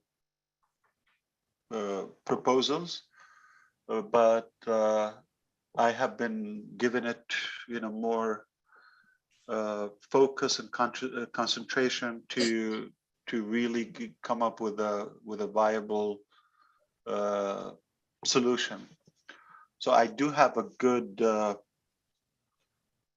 way to do that, and the timing is happening because, like I mentioned the other day, Oblast is coming within less than 90 days.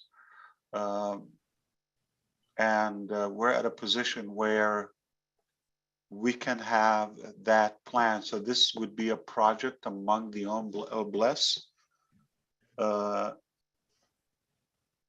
And I do believe we're going to have, let me call it this, we want to call it sanctuary, okay? I think that can be controversial, but we can call it something with Oblast that will have the homeless, unfortunate person to come in, get equipped where they can have career income in a certain time, do something in return. We're running a nonprofit structure. They leave there independent. Within a certain period, I have that, get a number, do that, and create those hubs across the United States, cities, one by one, states, that will slowly minimize the numbers until we become so known and others will ride with us. So it's a matter of time where we can do it. There is a new development on the topic where for the addicted people will have a different approach. So if I realize we have to separate the two cases, or say the beneficiaries, okay, to be in a different, you know, facility, if you wish. So we cannot really mix the two. So that was a good thought. I believe in it. And I've been walking to through downtowns and towns in the severe weather and talking to those people to have a perspective and to see their needs and all of that, to get them to the point where they have a place to sleep in, like even a box, something warm with enough food, is their wildest dream for the most, okay? Now we want to make sure, so I realize those two categories, and those who just need to smoke and do that, I'm not like, you know, the one to judge, but cannot mix the two. So I envisioned a different structure where we can do that. So I want to have a discussion with the engineers, the IT engineers. I want the architect engineers from ONPASSIVE to be there. We can do a Zoom, okay? Anybody with any professional background, whether it's teaching, human resources, we have a few. We need them. Anybody that runs a church or a nonprofit organization, they can give us some good input. Anybody with financial background, you know, all of that. So we want to regroup in a way and maximize the skill in ONPASSIVE to just lay out the plan. I will give you what I have so far, and we will just literally put the blueprint, and ONPASSIVE is going to make it happen. When I say ONPASSIVE included, it's heroes. So I think, yeah, Chris has to be there. All those we're in Michigan has to have to be in the discussion, and if we manage it well, we will walk away with a plan. And I pledge to take immediate action. We will do it. ONPASSIVE will do the funding, will do the logistics. We will get it done. We'll get this organized, and we'll upload to updates for everyone to know. But we'll organize this and we'll make this happen, Mr. Ash. Yep. I Every love day there hearing will that. be, yes, every day there will be Great. one saved person every day. We're going to continue doing it until you walk in the street and you don't see people laying down. Yeah. Mr. Ash, could I please be a part of this? Everybody's invited. You're a founder. Everybody's, yeah, absolutely. I handle battered women. I've done it for 40 years, and we've had to relocate women out of the country on our own dimes. You know, we had to get people out to save their lives. And when you were mentioning, you know, the alcoholics, then there's the mentally ill, and then, you know, there's different Physically, categories. exactly. And the disabled. And there are people who are taking advantage. They're just abusing that. So the families, everything. we will have an easy process to sort them out in the right direction. That's not difficult. But Willow, as you realize, this is not something like mostly if I have a product, if I have a project or something I want to create, I have the team behind the scene. You're just not gonna. But this is something for all of us. I know you want to be a part of it, and I think it does make sense from the founders. And we don't need any more. We have enough knowledge and expertise that we will we'll get something done. There will be less homelessness. You know, in some towns we could completely eliminate it. In some towns, you know, we will take it down to the bottom, but it will be better. We will do better than any government, any mayor, any, you know, nonsense. So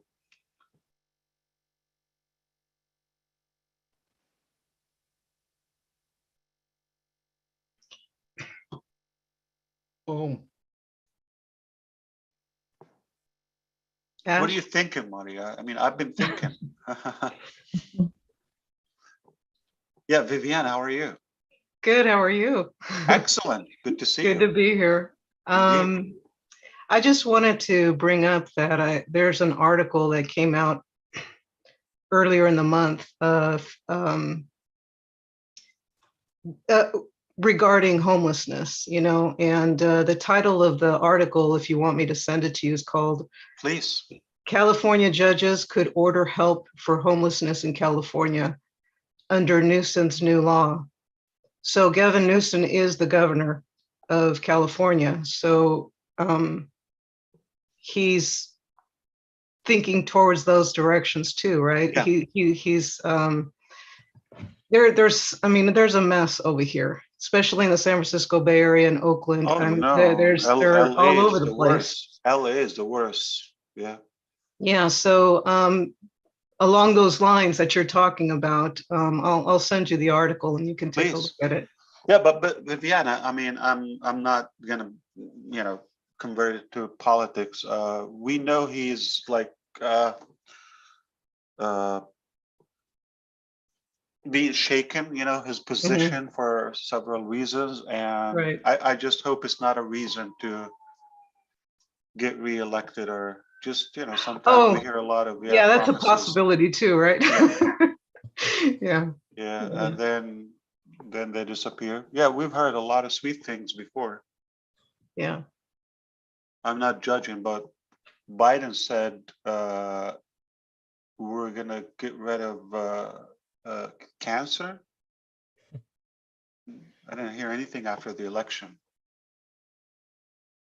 Now, okay, listen, I'm none of those, okay? I'm just telling you. So just politics is politics. I could go after any of them, okay? I'm just gonna be blunt regardless of which party, okay? It just, the truth will always emerge. So we've heard so many sweet stuff like, yeah, but good promises, empty promises. I'm going to be hopeful. I'm going to read and see if there's something, and we can test them. We could reach out to them. Listen, we will do the work, okay? I mean, just for you to give us the legal cover to that in a way, okay? That's already enough support. But the truth is, politicians, they have really more than they can do. Like most people we exaggerate in the expectations from the government or politicians. And when mostly, some of them probably want to do something good, but most of them, that's their job. They just want to get your vote or just to hold that position and that public service position. So I'm wondering how effective they are. So talk is cheap. Well, I'm sure there are those that mean well, but then they don't have the support. They don't have the support. But their insecurity about keeping that position overtakes the production part. Right. Yeah, I don't doubt some would love to do that. Like, yeah, come on, if some president or politician can do something impressive, yeah, they would do it if they're able. But I don't know how much of their capacity is occupied by their personal needs and how much left for benefiting the public. Right. Well, something just came to mind. As confused. They're confused. Like, you know, just so I read on the same day on Forbes magazine, go read, look it up. So Biden want to do some reform or executive order about cryptocurrency. Literally, he doesn't know what they want to do. And you know, if you're a Democrat or listen, my house is like in every section, and don't judge me, okay? It's nothing. We're all, for the American people, we're all American. Doesn't matter what you do. It's just, but so for example, like the same executive order is confusing, to be honest with you. It's unclear, are they cracking down or they want to regulate it where it's monitored, so which will cause a boom in the crypto arena. Anthony Scaramucci, which is a well-known Republican on the other side, is like, he's swearing that the Bitcoin is the way to go, or the crypto and Bitcoin it's eventually is going to be $500,000, and within this year or so is going to be 100. He's literally swearing, you know, numbers and projections and all that. What the take on this is, they don't know what they're doing, and they're just they're confused. Do we ban this? Do we do it? Like that's why I believe things come from the people. The global population are more effective, far more effective. And I don't want to get into that. I'm going to piss off my friends, whether Republican or Democrat, because I just don't allow anybody to control my ideology. I'm just independent in my you know, free will and mind. That's the true definition of freedom and free speech. So and tell it the way it is. You got to be courageous. So it's not like, okay, yeah, I like this president, and because if he's from this, you know, side, they're not, listen, they're not Jesus, or they're not you know, perfect. They do have, yeah, I can take a couple of good things from each one and a couple of things I disagree with. That is their job. So it's good for us not to be that radical and fanatic and biased, you know, extreme about anything. No, they're just, okay, yeah, I like certain things in Viviana, but a couple of things I wish she would do them differently. I'm sorry, you came in my face, but yeah, just I didn't mean to. Yeah, so that's the point. I invite you to not to be really limited to that. It's good to have an opinion and all of that, but a better state to be in is to be liberated from the control of just like, okay, come on, there's no perfect politician. Oh, Okay. And so we shouldn't be like, okay, this is like an idol to me, and no matter what they do, we're not going to support them. We have to tell it the way it is. And that's a higher level. Now we're in control. It's not like, okay, because they got our vote and like they should work for us. right. But personally, I have like zero expectation from them. Like I wish I have a lot of hope, but almost zero expectation. They're just confused. They don't know what to do. I think we have more intelligence than the old-fashioned books of socialism and politics and history and all of that. It's just a new era, and we can make up our mind. I don't think Len Nakamoto expected us to talk about this today.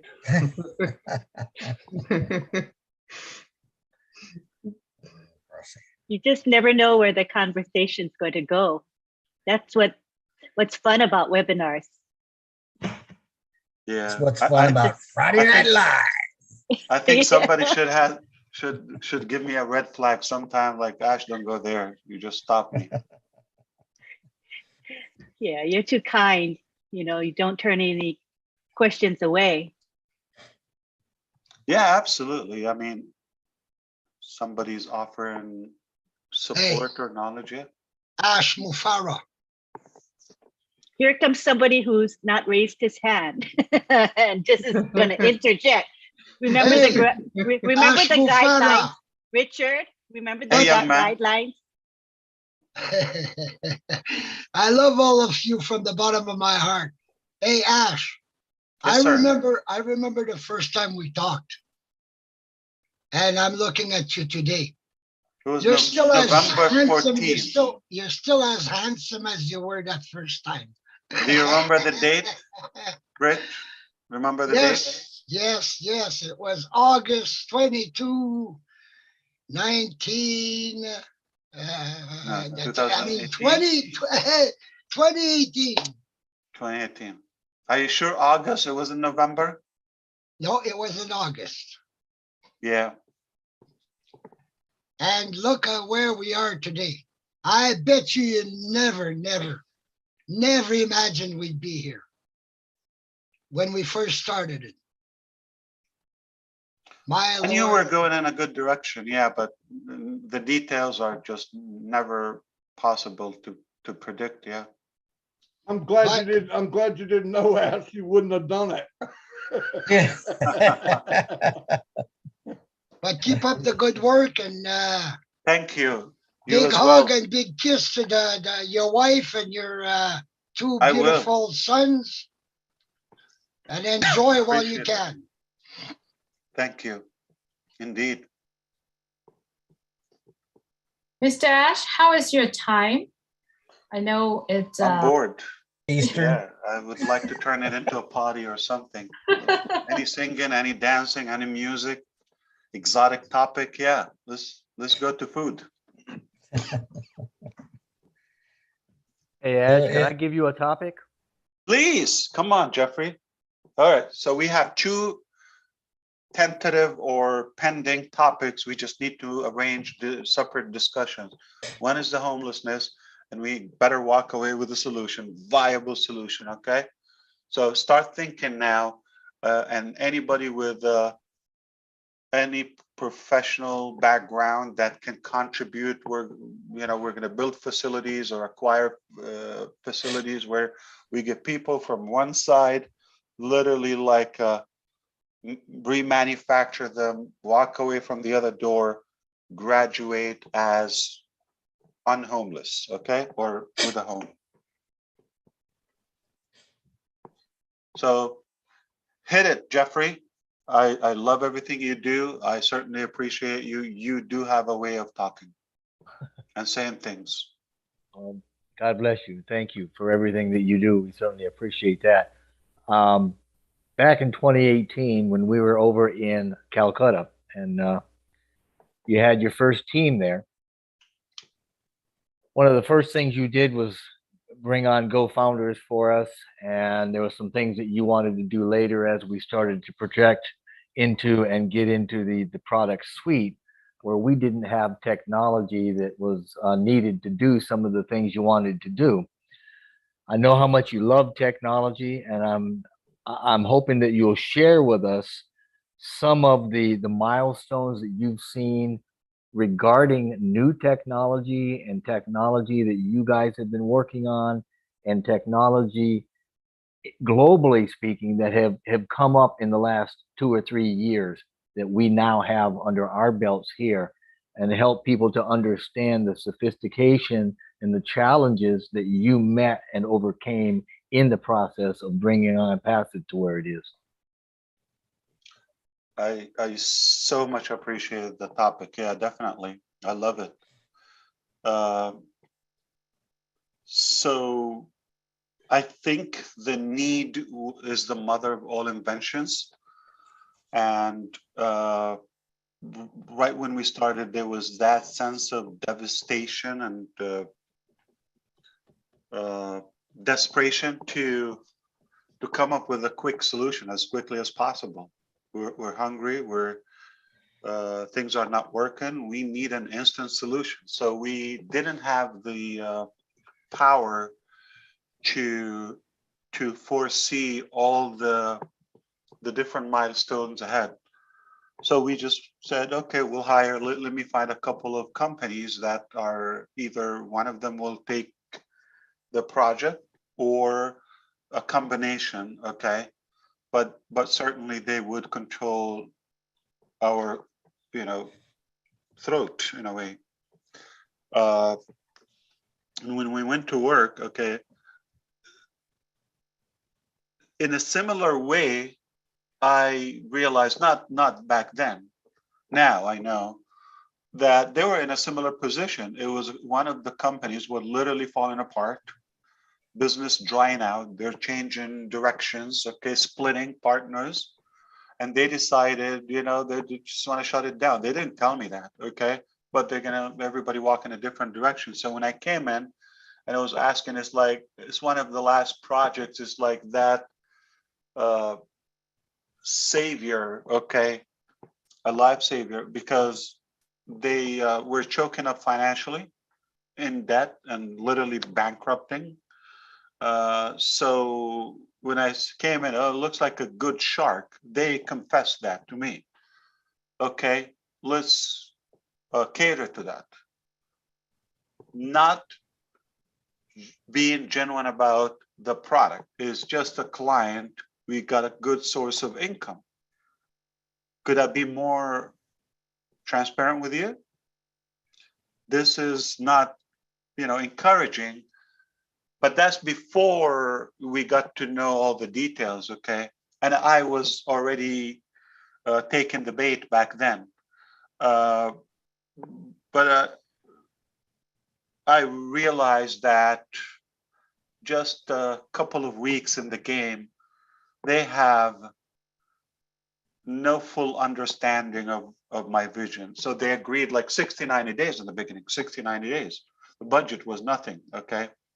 I said, okay, let's do it. And in fact, I was gonna say, can I pay more so we can have you completely dedicated, like put everything on hold or something, or manage, and give us your dedicated time for this period so we can finish the project. Because I came up, with the solutions to them, not only like, okay, I just wanted just a broad, vague theory. No, I came up with this feature, this technology, this is what we're going to get. And it was easy for them. Yeah, it's like, okay, we'll just follow that. They can do it, but it will be depending on other companies. But the more they talk to me, the more they realize this team is not going to be able to do it. Not at the circumstances they were in. They were literally going home and packing. And but I saw that we already invested a little, you could say now a couple of weeks or probably a month or two in the game before we go live with O-Founded. Then I recognized it's not going to work as outsourcing this project.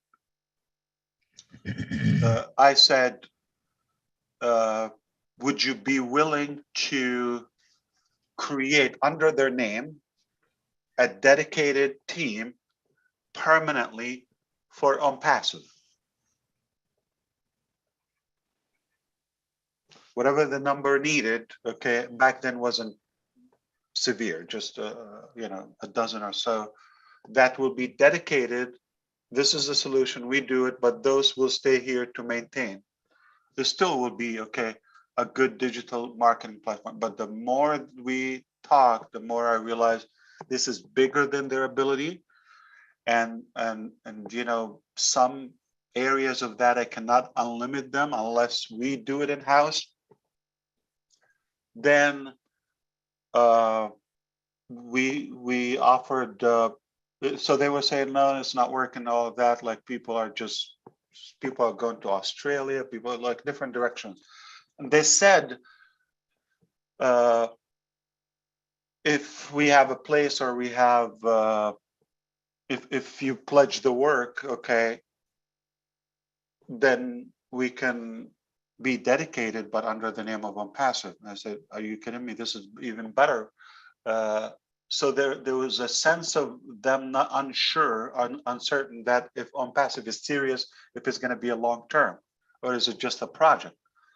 Well, I said, no, I'm serious. And how can I prove it? They said, how soon can we do that? I said, tomorrow.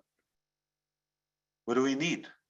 Place, find me a place. I send money. So I started sending money and opening places and equipping and all of that. And I was manipulated, to be honest with you, in the beginning.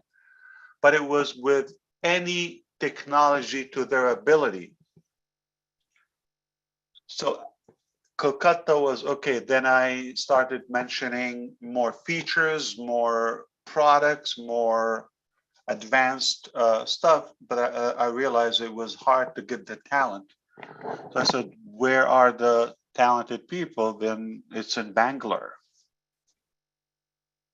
So we went to Bangalore. We didn't close Kolkata. We stayed there like a few, 6 months or so.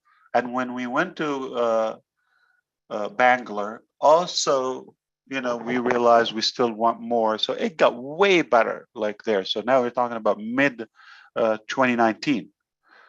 So technically, 2018 just was the last couple of months. The team under the ONPASSIVE office, the first working day was November 22nd. The first working day, 2018. O-Founders platform went live on December 7th. Wasn't the best, but it went live. Less than a month, you could tell. A couple of weeks. So it was, you know, much better than having an outsource and we're just a client. So now I'm so sold, like we have to have our teams and we start recruiting and the numbers went up, you know, in Bangalore. But then when I decided we're going to create every aspect of the business in-house and we want to recruit and just open it. And now we have more momentum from the founders. So that gave us the support to dare to go that direction. And then, you know, the AI machine learning concept became our target. It became a good attraction to us. So that was, you know, the evolution. Now, about a year in Bangalore as well, okay, to adjust to the concept. Now we're forming a new company. It's not just a platform. It's not just a digital marketing. We're more complete. Everything we want to have it in-house organically. So it became, but it's still at the moment, not the latest technology, not the latest to our ability, but not until like now we look at it as okay. But it was a work in, you know, in process and when we moved to Hyderabad, it was just crystal clear what we are and what we want to do. And we set the bar very high and the standard, so it became quite clear, that it's no longer digital marketing. It's not an MLM. It's not network marketing. It's not just targeting the marketers. Okay, it became, we want to really reorganize that entire ecosystem, and the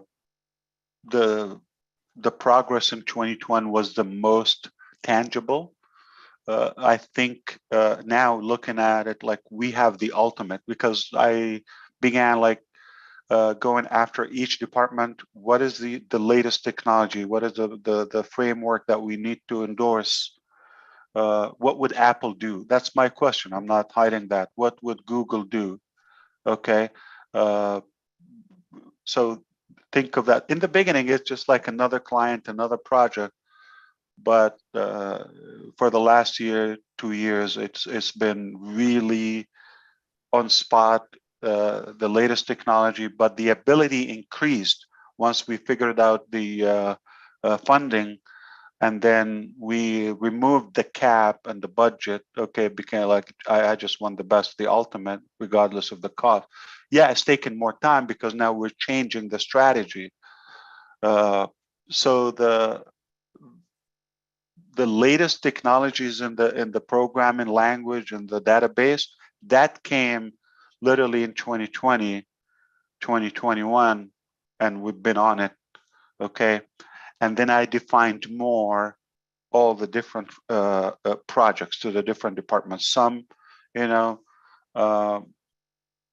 got a good grip right from the beginning. Some, they said, this is difficult, we'll leave it last, the order of that. But now nothing is difficult because we've attracted a massive team and more talent. We're more established. And in 2021, the idea of data center and became, the shaping of the AI, it became a part of our business. And then I'm going to respect the question and say another ambition I've had for a while, beside the data center, is the 3D printing. And I understand that 20-25% of all manufactured products will be done in 3D printing in the near future. Projections says 2025,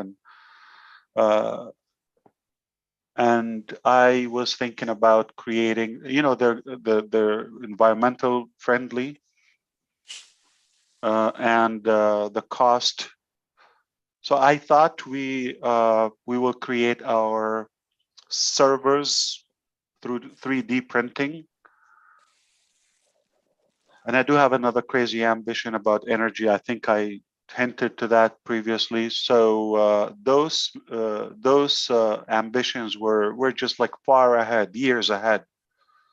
And we're blessed to say that they're all under work as we speak. The academies, the financial solutions.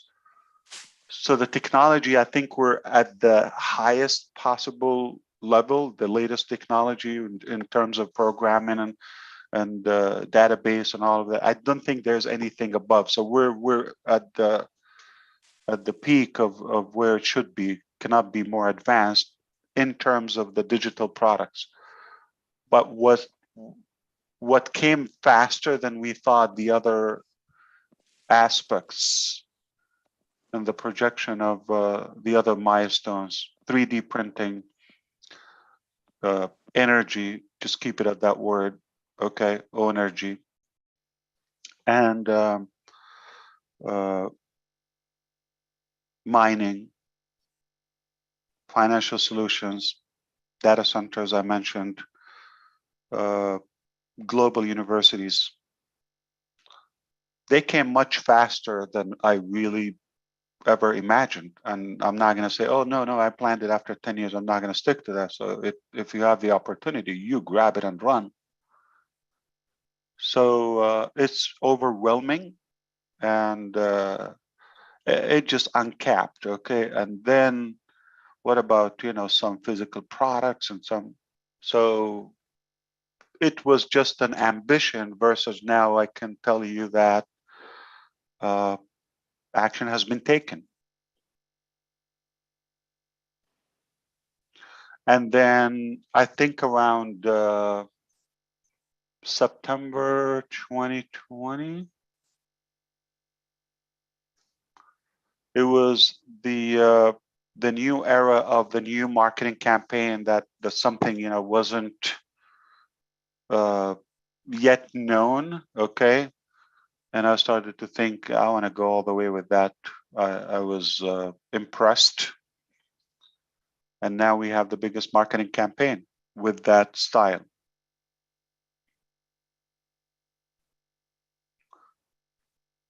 So some technological, some physical, some humanitarian, some academia, if you wish.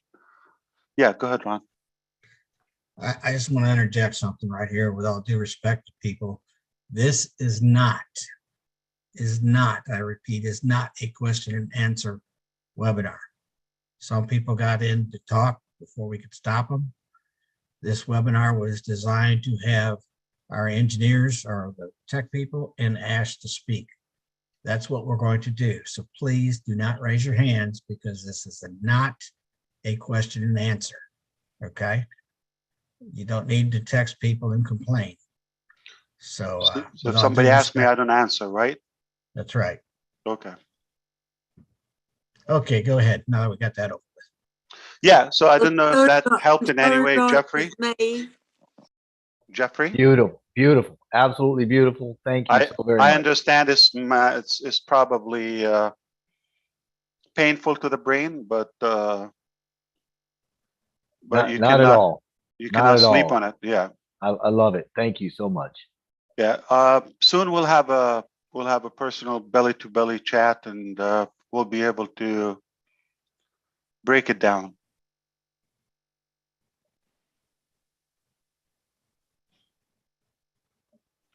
But the ecosystem is at the highest level of technology in a matter of like 2 years, you could say. And everything is under control, just at a good pace. Whatever the idea of the project, I actually said it repeatedly, give us an idea, it's going to be done. So this is not an overnight ability. The capacity of our development teams is just uncapped. So that's powerful, and that is going. Then other locations are, just in different areas, focus of actual products. That's why when we talk, Cindy, I don't know if she's still here, but I know we're going to generate revenue as a company. I know, okay?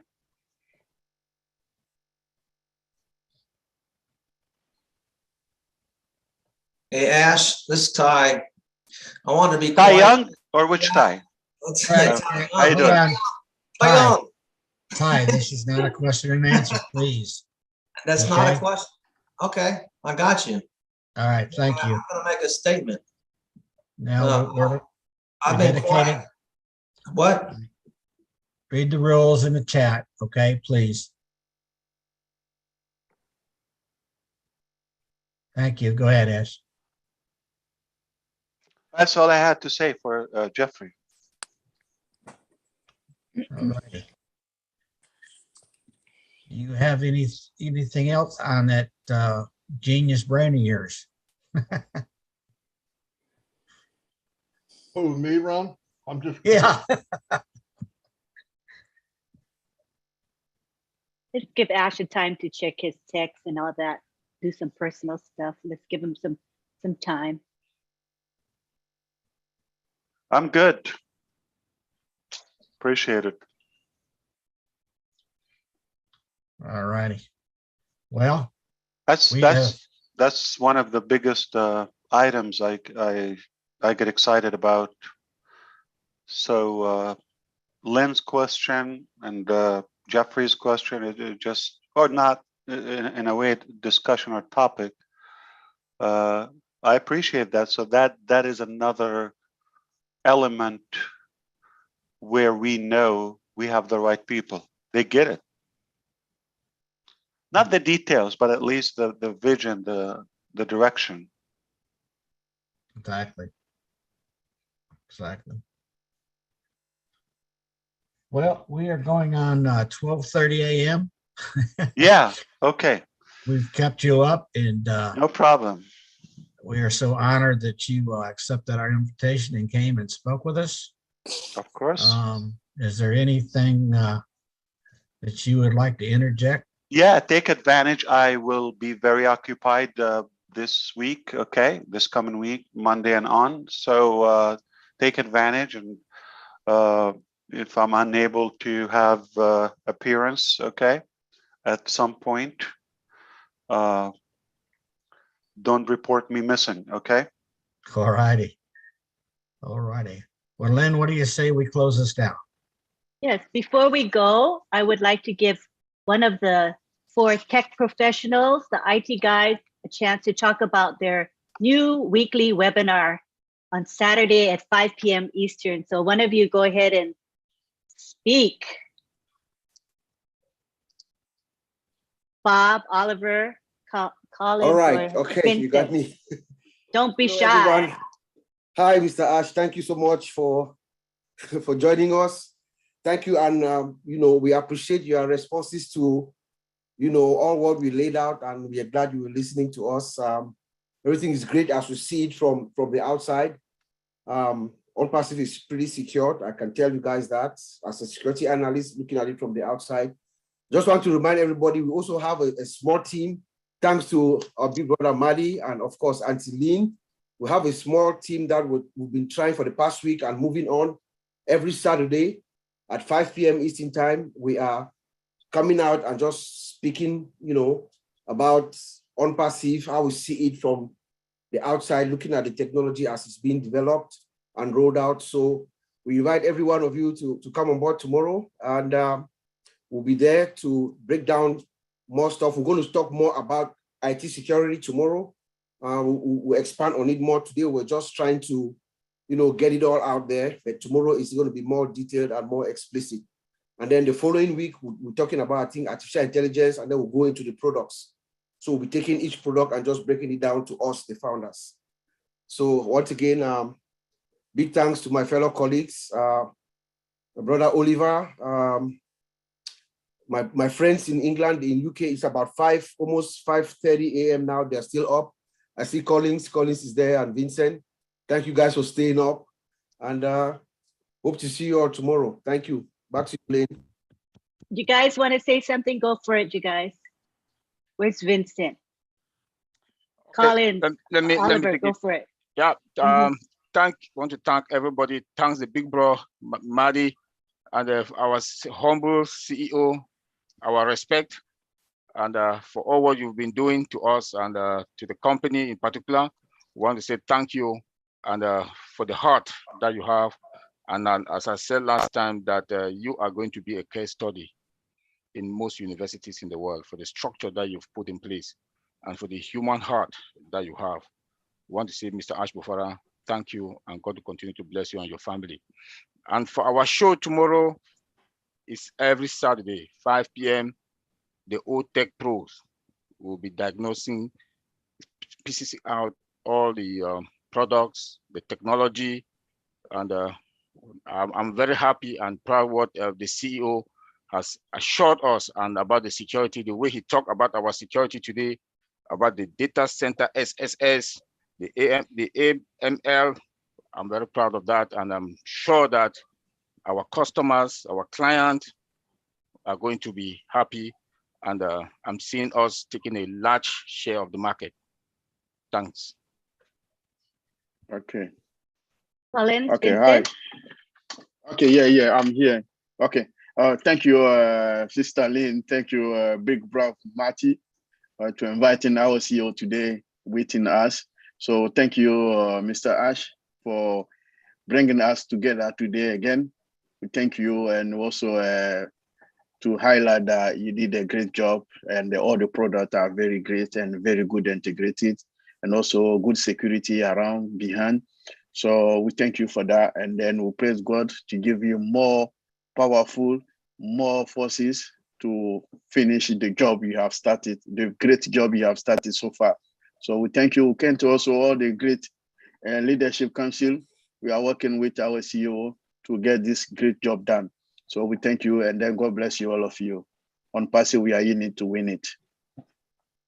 Thank you. And Collins. Yes, so thank you, Lynn. Thank you, Mr. Ash. Thank you, Marty Digamo. Yeah, it's 5 years, just almost to 6 here in the UK. So we are blessed to be up because of the knowledge. You know, Mr. Ash have just like blow our mind. That's and smiling. Good attitude. Beautiful. Some people don't wake up like that, needless to say, until 6 o'clock. Yeah. Yes, it's just like we can't even sleep with the knowledge. No, we thought we know a lot about, the knowledge of security, and you've just extended again. We're just thinking, okay, this is what we know, this is what we know. And now you've just told us that, what you know is even lesser than what they've built behind ONPASSIVE, which we are really grateful. And that's more knowledge for us. And we will continue, Colin. Like, we will continue. It's not like we said, oh, we're done. That's it. There's nothing we can do. We'll continue adding. Yeah. Anything we can do, we'll do it. There's no question about doing the work. That's why we talk about continuous integration, that if people think ONPASSIVE will stop there, never, because you need to add values, and the more value we get, the more, the more people will stay. Because I remember you said something in one of the corporate webinar. You said, if we stop developing, what would be the motivation for people to come in? Yeah. So the more they develop, the more people will be motivated, because there is nothing again for us to see. So everyone just say, you know what, the software is boring. Let me look for something else. And that is why technology, as you said, always evolves. People keep on learning new skills because they want to upskill and develop more. And at one point we said, if you don't learn as an IT engineer, you will be outdated. So we keep on learning because we want to improve ourselves. And that is the beauty about ONPASSIVE and about technology. And that's why I love technology. I sleep and I breathe only technology. There's nothing else I can do out of technology. And I just want to thank you for, ONPASSIVE, because it's like we are in a new school now, learning more. So I just want to thank you. And tomorrow for our show, last time we talked about software development life cycle, and we'll be talking about security, IT security regarding ONPASSIVE. So please come to the show. We'll break it down and we'll talk more about it. So thank you very much. God bless all of you. God bless Mr. Thank you.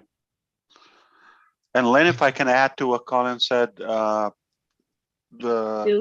key here is to be in marketing. I'm going to give this value to the public and anyone listening. There's something called a pattern, or breaking the pattern. Okay.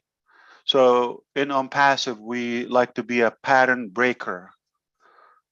When you think as a customer that this is it, we break the pattern. We get into a different lane. Disrupt with stack the cool more and more. So it will be an ongoing, infinite value, addition, compounding constantly. Okay, so what we know today is what we know today. A year from now, you just saw in the last couple of years while we're building the corporate, but now that we have the structure, the resources to do, you could imagine the pace moving ahead, how fast we're going to go, not only to complete those major products and milestones, but also opening more new channels. So we're unstoppable. That is just a fair statement. and we are a pattern breakers. We're unpredictable. We like to be that way. It just works in marketing. We like to keep some stuff under, in the bag, if you wish, and just a good surprise when they're available. Some of the stuff is happening as we speak, so they were like, I didn't mention them publicly up until now, nor to the founders, not in any platform. Very few people are aware of those. They're just about to happen, and I'm just going to invite you to come and see this something with me, and you're going to have that reaction, guaranteed. All right, cool. Well, thank you, Ash, again for joining us and the IT guys. We appreciate it. And is it hard to leave, Ron? Do you want me to leave? Is it hard? Yeah. You can just tell me go away. Time to go to bed and go pee, okay? No pee. No, this was pleasure. I enjoy being with you. I love doing that. Especially, I like the topic you and Len, suggest here. It's definitely informative. It's been very selective the last few topics, and very interesting. So I thought, yeah, it would be a good idea to be here. Also, the fact that I was occupied during the roundtable, so I feel like I want to make up some more interaction for Monday. And coming this week, Monday and on, I thought, just in case, because I know I'm going to be very busy. I'm actually overbooked. I don't know how we're going to handle it, but hopefully we'll do. And just in case you miss me, do not report me SOS. No, and by the way, you like that high and tight haircut there. Thank you.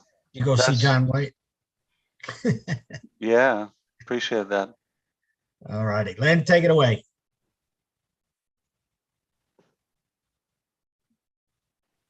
You got on mute. Okay. That would be nice. All right. Thank you so much. Okay, so we've come to the end of Friday Night Live. It was a lively discussion. We've been here for what? 4.5. Who cares? Yeah. 4.5 hours. Anybody get paid by the hour here? No, it's not like minimum wage. Yeah. I know the time flew by, in my opinion. Yeah, it's family time. Flew by. Definitely. So it's time for the only me to thing say, we have to do a lock pot next time. Yeah. So we just a what? Bring our food. Yeah. Potluck. BYOB. Okay, let's do it. All righty. So it's time to give our thanks for the people that helped us have this webinar. And first of all, my thanks goes to Marty, who hosts this webinar. It gives up his Friday night every Friday for months now. He's faithfully there to log in early so that we can get our webinar started. And he takes the time to live stream it on multiple YouTube channels, which I think is really good. It is going to expose the world, the entire globe, to ONPASSIVE. So it's going to benefit them. So we appreciate Marty for doing that for us. I'd like to thank the leaders here. There are quite a number that attended. Bill Williams, Peter Rogers, Dan Street, Daryl Cook, Chris Minder, Dylan, Bill Must, and Bill Must does our graphics. I love the graphic behind me, the Zoom background. Isn't it beautiful? It's so colorful.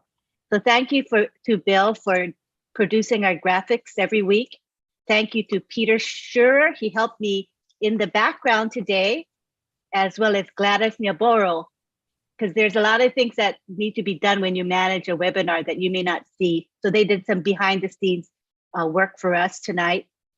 Thank you to Charles Osang, Jeffrey Morlock, Niraj Dalvi, Robin Noble was here, Red Redford, Susie McCrae, Veronica Weyang, Viviana Rodriguez, Cindy Hopkins, and David Bacau. And if I missed anyone, it was not intentional. Miss Johnson, did you mention he was joining from the ocean? Julie. Julie. Don't forget Julie. Oh, no, yeah. Because I have my list here. Yeah. Put her on your list. Yeah, I said Grisminder. Yeah. So I was going to say Julie for helping us. Also behind the scenes, she helps me a lot. She guides me. So thank you, Julie, so much. Am I missing anybody else? I think I got everybody. Pretty sure I mentioned everyone. So thank you all for helping, and be sure to join us next week. Well, we didn't say Ron. Oh, yeah. Thank you to my co-host. And Lynn. Thank you to my co-host. I'm And sorry, Ron. I'm chopped liver. You know what I mean? Thank you to Ron for being my co-host, and thank you to Ash for spending several hours of your valuable time with us. Appreciate you. And thank you most of all to our attendees, because without you, we would not even have a Friday Night Live, right? So we don't want to take you guys for granted. So at this time. Oh, wait a minute. Let me do this part, okay? Let me do this part for once. Now, everybody can unmute and say goodbye. Bye, guys. All right. Good night, everybody. Ash. Good night,